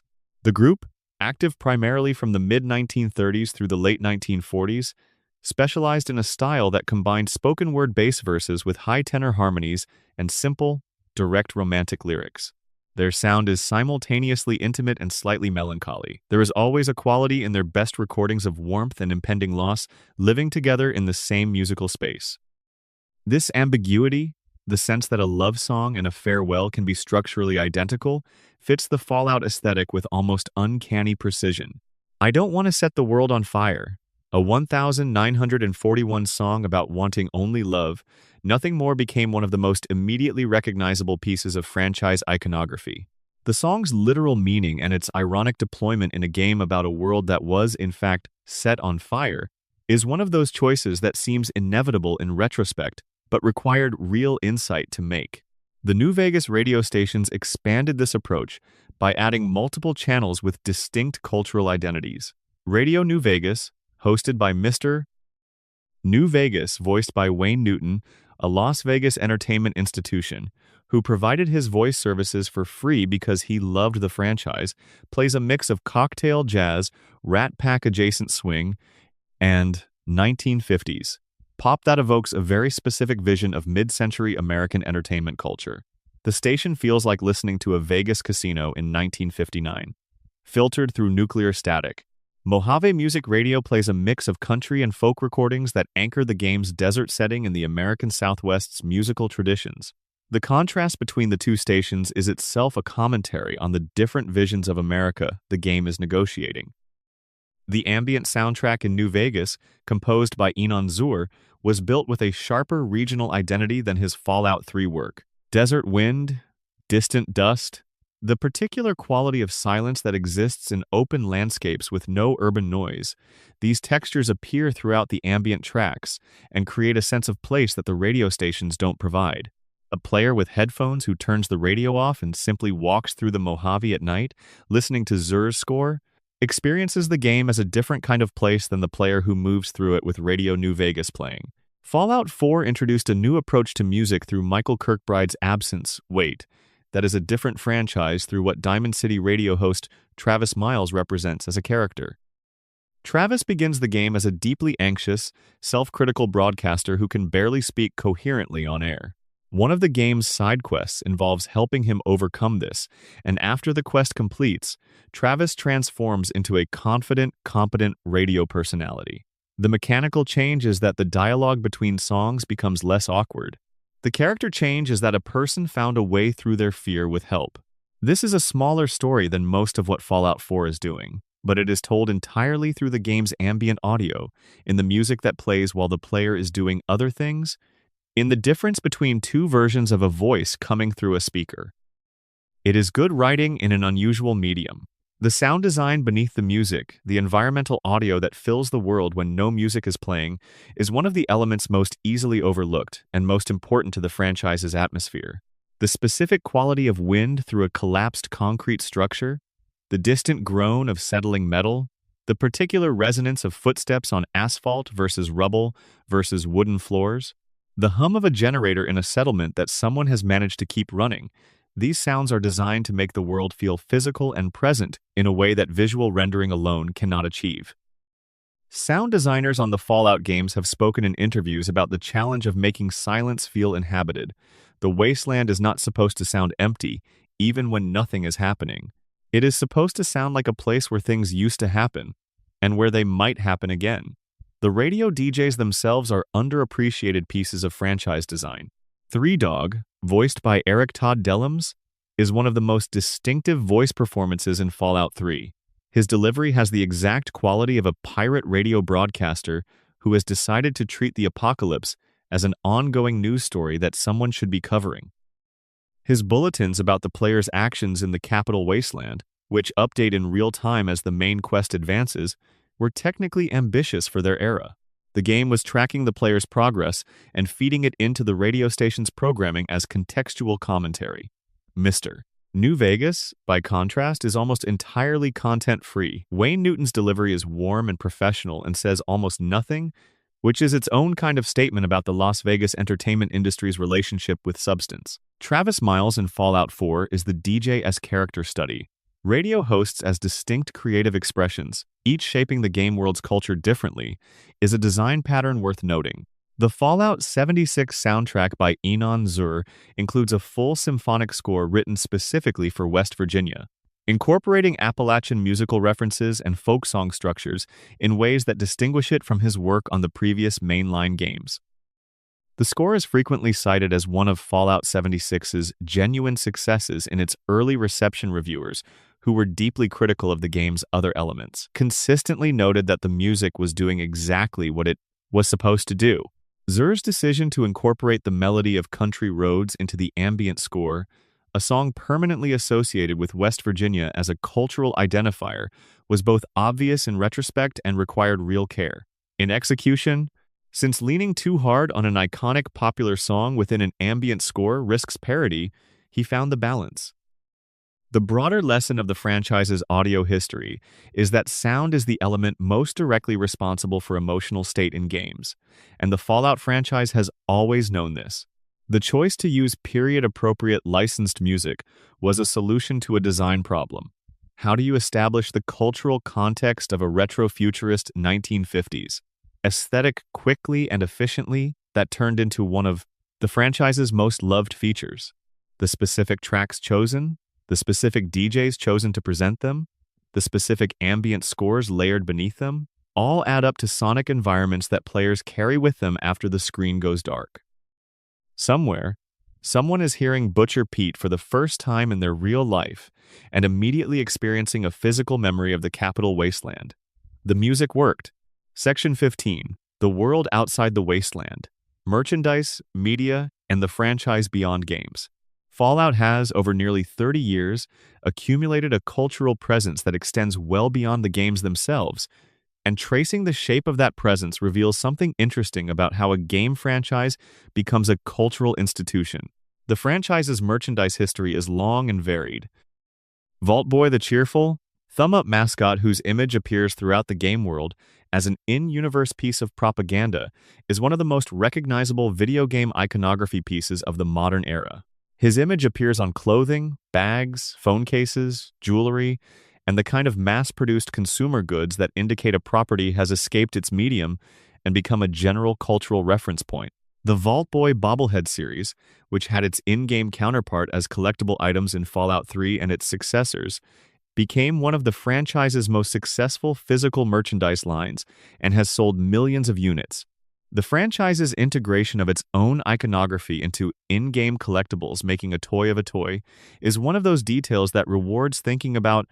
The Pip-Boy, the wrist-mounted computer that serves as the game's UI, became an object of intense fan desire, and Bethesda capitalized on this with the Fallout 4 Collector's Edition, which included a real wearable Pip-Boy capable of holding a smartphone and running a companion app. The edition, sold out within hours of announcement, was scalped to considerable premiums and became one of the most discussed gaming collector's items of 2015. The gap between a prop and a device was bridged by the companion app's functionality, which allowed the Pip-Boy to display actual game information while the player was playing. The collector's edition was not just merchandise. It was an invitation to inhabit the game's aesthetic in physical space. The Nuka-Cola brand, Fallout's in-universe soft drink corporation whose advertising imagery is plastered across the wasteland as a visual shorthand for the world that has generated significant real-world merchandise. A functional Nuka-Cola Quantum Energy drink was produced in collaboration with a drinks company for the Fallout TV show launch and was available in limited quantities at Target stores in the United States before selling out. The drink was naturally blue-colored, matching the in-game Nuka-Cola Quantum's signature color, and the bottles were designed to match the in-game product's aesthetic. Objects from a fictional world appearing in the real world as genuine consumer products is a strange loop, and the Fallout franchise has always leaned into that strangeness rather than away from it. Tabletop adaptations of the Fallout universe have had a complicated history. Modiphius Entertainment released Fallout, the role-playing game, in 2021, using their 2D20 system to translate the franchise's mechanics and setting into a tabletop experience. The game was received positively by both Fallout fans and tabletop RPG players, with particular praise for its sourcebooks on specific regions of the game world and its handling of the faction system. There is a pleasing circularity to a franchise that began as an attempt to make a GURPS video game, eventually producing its own official tabletop RPG. The medium has come all the way around. Fantasy Flight Games produced a Fallout board game in 2017, designed for 1 to 4 players exploring a modular wasteland tile system. The game was well regarded for capturing the experience of Fallout's exploration loop, moving through unknown terrain, encountering events, managing resources, and advancing through faction quest lines in board game form. An expansion, New California, added content and mechanical variety. The board game's design required finding the essential Fallout experience and expressing it through cardboard and plastic, which is a useful exercise in identifying what the franchise is actually about when you strip away the graphics and the voice acting. Open-world exploration, consequence-laden decisions, and the satisfaction of building competence in a hostile world. The franchise's relationship with comics and other narrative media has been more limited. A brief comics run in the 1990s produced relatively little of note. The franchise waited until the Amazon TV show to make its major expansion into narrative media outside games. The Fallout TV show, discussed in earlier sections for its production facts, also generated its own merchandise ecosystem that introduced new visual elements to the franchise's iconography. The Lucy McLean vault suit, the Ghoul's duster, the Brotherhood of Steel's power armor as rendered for the screen, these became cosplay standards extremely quickly, and the show's visual design was sufficiently distinct from the game's aesthetic that it added new reference points for fan creativity rather than simply replicating existing ones. The franchise's presence in cosplay culture deserves its own note. Power Armor cosplay full-scale reproductions of the various Power Armor suits from the franchise, built from foam, thermoplastics, and an enormous amount of patience, represent some of the most ambitious costume fabrication in the hobby.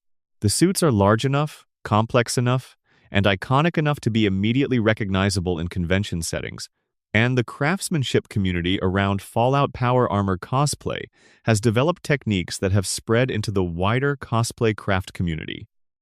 Some of the most viewed build documentation for Power Armor cosplay on YouTube runs to dozens of hours of detailed fabrication instruction, and the creators of these builds have audiences in the hundreds of thousands. A franchise that produces costume craftspeople who become their own content ecosystem is doing something right.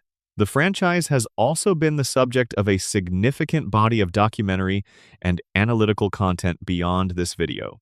No Clip Documentary, which produces in-depth behind-the-scenes documentaries about game development with studio cooperation, has produced episodes on Fallout, New Vegas, and Fallout 76 that are among the most watched entries in their catalog.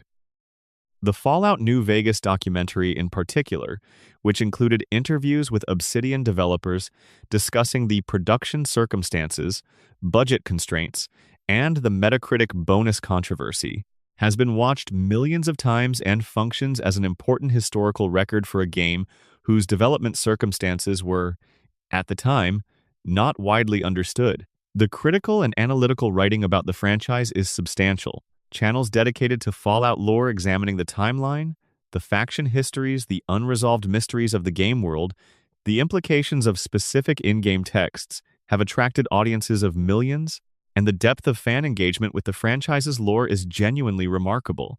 Comparisons to the depth of engagement with something like Tolkien's Middle-earth or the Star Wars Expanded Universe are not hyperbolic. The franchise has produced enough material, with enough internal consistency, to support the kind of extended close reading that academic and enthusiast communities bring to canonical literary worlds.